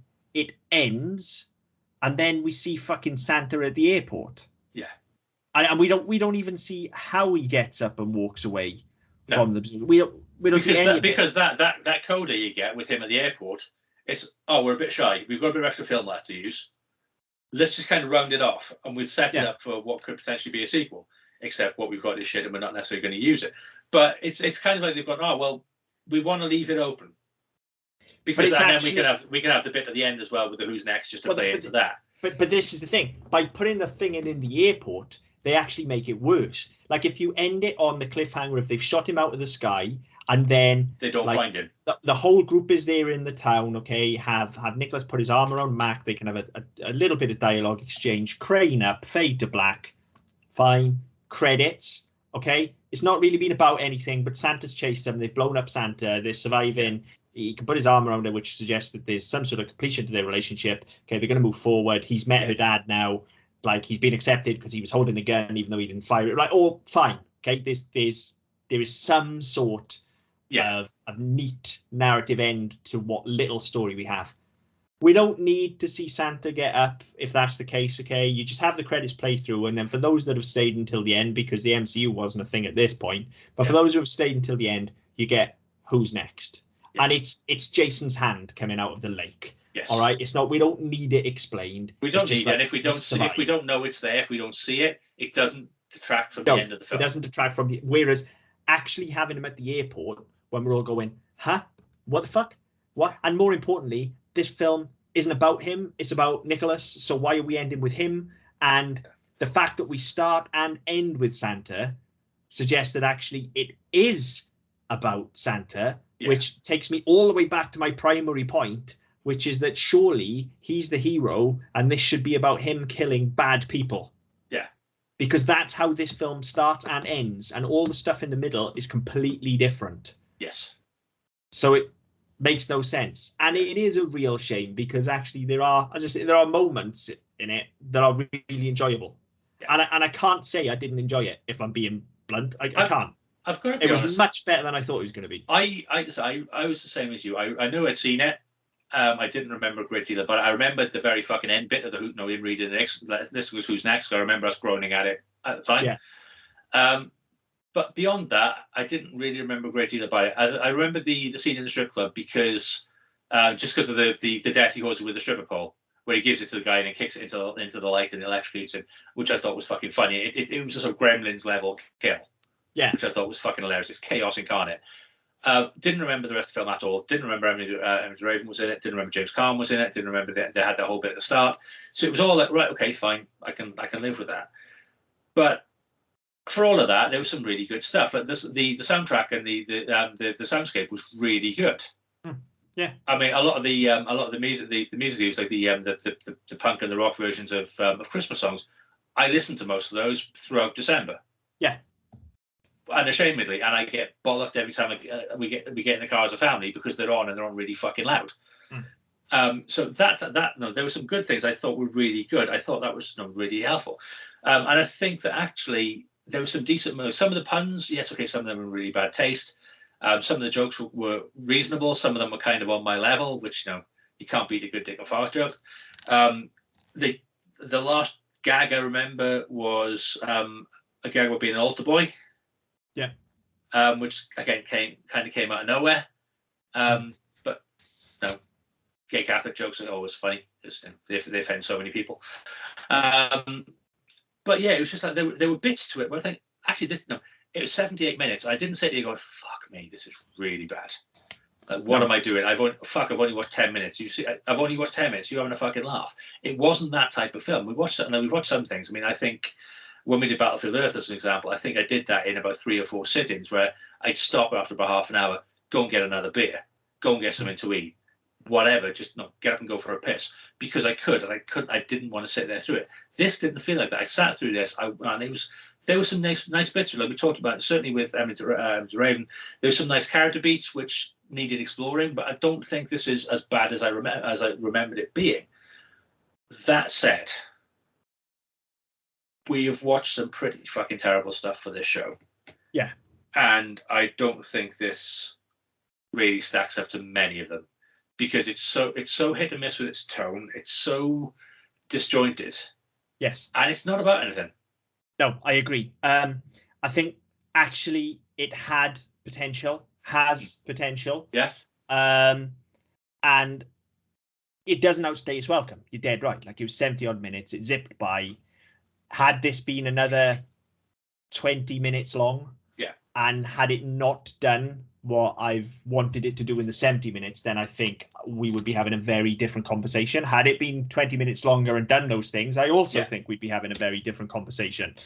But we've got what we've got. And unfortunately, despite the fact it's fun, the fights are good. The performances, for the most part, are good. They're horrible at the start, but for the most part, the rest of them are pretty good. The body count is high. It's got everything I want from this film other than a fucking story. Yeah. There's no fucking story. And I think that's the frustration because there's clearly been an attempt at writing one. Yes. But they've stripped it so far back for the production. And they've concentrated more on the gore and the violence and the set pieces. Yes. That actually the bits where they've gone, oh yeah, we can get away with this bit of this scene. This bit was really nice. This is a really touching scene between Nicholas and Mac. Let's go with this. Let's build on this. Nah, fuck it. Let's make another gay joke and move on. And it's a shame.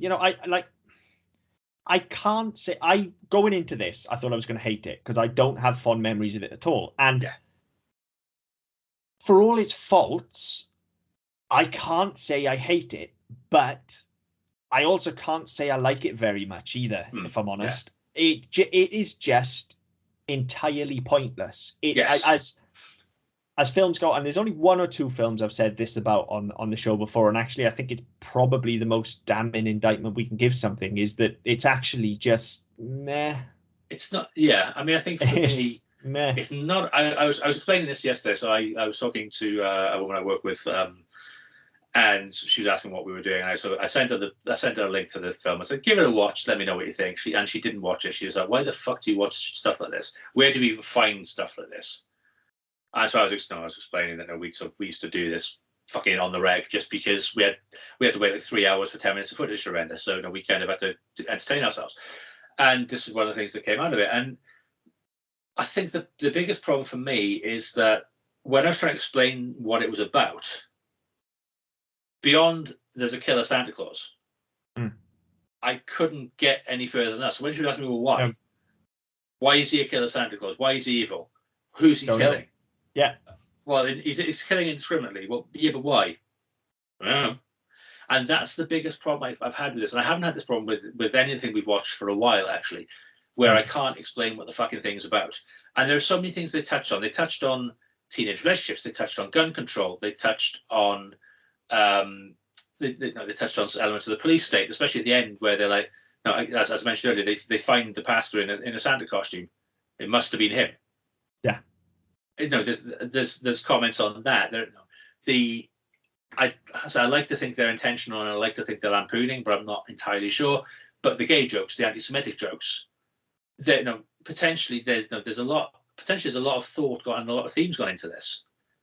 Unfortunately, I think the people who made this are on the sort of the Game of Thrones level, where themes are for 8th grade book reports, and you don't have to worry about it as long as it looks cool. Yeah, it's odd, isn't it? Because I think, it is very much like Game of Thrones. There are those points where you think, they get this is good. Yeah. But and then they piss it away. So ultimately, it just leaves me thinking that it's just nah. Yeah, really. I mean, it's something and nothing. And I think it's better than I expected, but that doesn't really say a lot. No. I mean, I suppose the ultimate thing then is it better than Mario?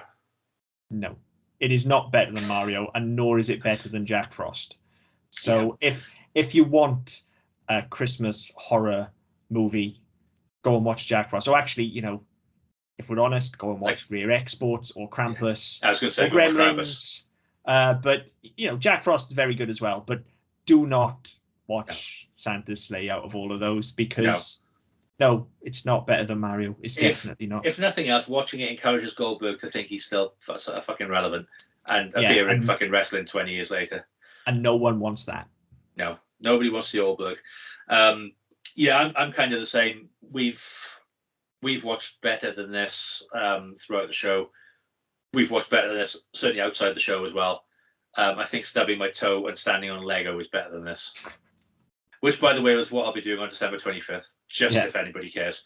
I do have young kids. It's not going to be my Lego, unfortunately. But I'm having Lego for Christmas. I'm not even fucking ashamed of that fact. Oh, no. I would love to have Lego for Christmas, but I don't get any because the kids get it all.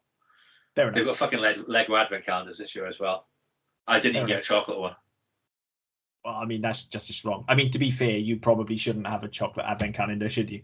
But, There's a 3/4 eaten packet of hobnobs on my desk. I'm not going to fucking dignify that with a response. All right, fair enough. But yeah, so I mean, I'm the same. This isn't better than Mario. This isn't better than most of the things we've watched on this show. It's enjoyable in places, but there's just so much wrong with it. I think it's very difficult to reconcile that with something like Killer Sofa or Rubber. Fuck, I'm wondering if it's on the sort of part with Batman and Robin and Battlefield Earth. I mean, it's down there. It's down there. It is down there. So as always, we'd love to know what people think. Mainly because we'd love to know if people will actually sit through this piece of shit. It's entertaining in bits, and I would recommend you try it, because I'll recommend trying anything once, and then if you hate it, at least you've got a reason to hate it. Like it's 70 odd minutes long. Like, it's fine. Yeah. Like, let's be fair. Take yourself off to Aunt Marge's for Christmas dinner. She'll undercook the turkey. You'll spend that long on the shitter anyway. Yeah, it's 70 minutes. It's fine. You can blitz through it once if you want. Like, I don't think anybody's going to rewatch it, but no. I mean, the fact that we've now watched it twice is kind of that's enough. I'll never ever watch it again. No, I mean, we have on this show, I certainly have ended up buying stuff because it's the same price to buy as it is to rent, and it hasn't been available for free or included on Netflix or whatever. And there are some things I bought and I've gone, why the fuck did you buy that? Yeah. And certainly Tori's gone, why the fuck did you buy that? When the bank statement comes in, she sees all the shit I buy. all the money I spend on Amazon and iTunes and places like that. But yeah, this is one. If I paid for this, I'd have been really fucking annoyed. Yeah, me too. Thankfully, it's on Amazon Prime, so go and watch it for free, listeners. Yeah, watch it, and then watch let it us know what you think. Yeah, let us know what you think. Get in touch. You can pick us up on our usual channels on Facebook and YouTube with the Double Up Podcast Network. On Twitter, you can get us at DD Podcast Net. You can go to our website, ddpodcast.net, where you can also get our previous episodes and our other shows. Where you get podcasts from, like, share, subscribe, leave us a message, we'll be back to the best we can. Until next time. Have a safe and enjoyable Christmas, listeners. Stay away from Santa. He's a murderous bastard. And we'll see you in the new year. Merry Christmas. Merry Christmas.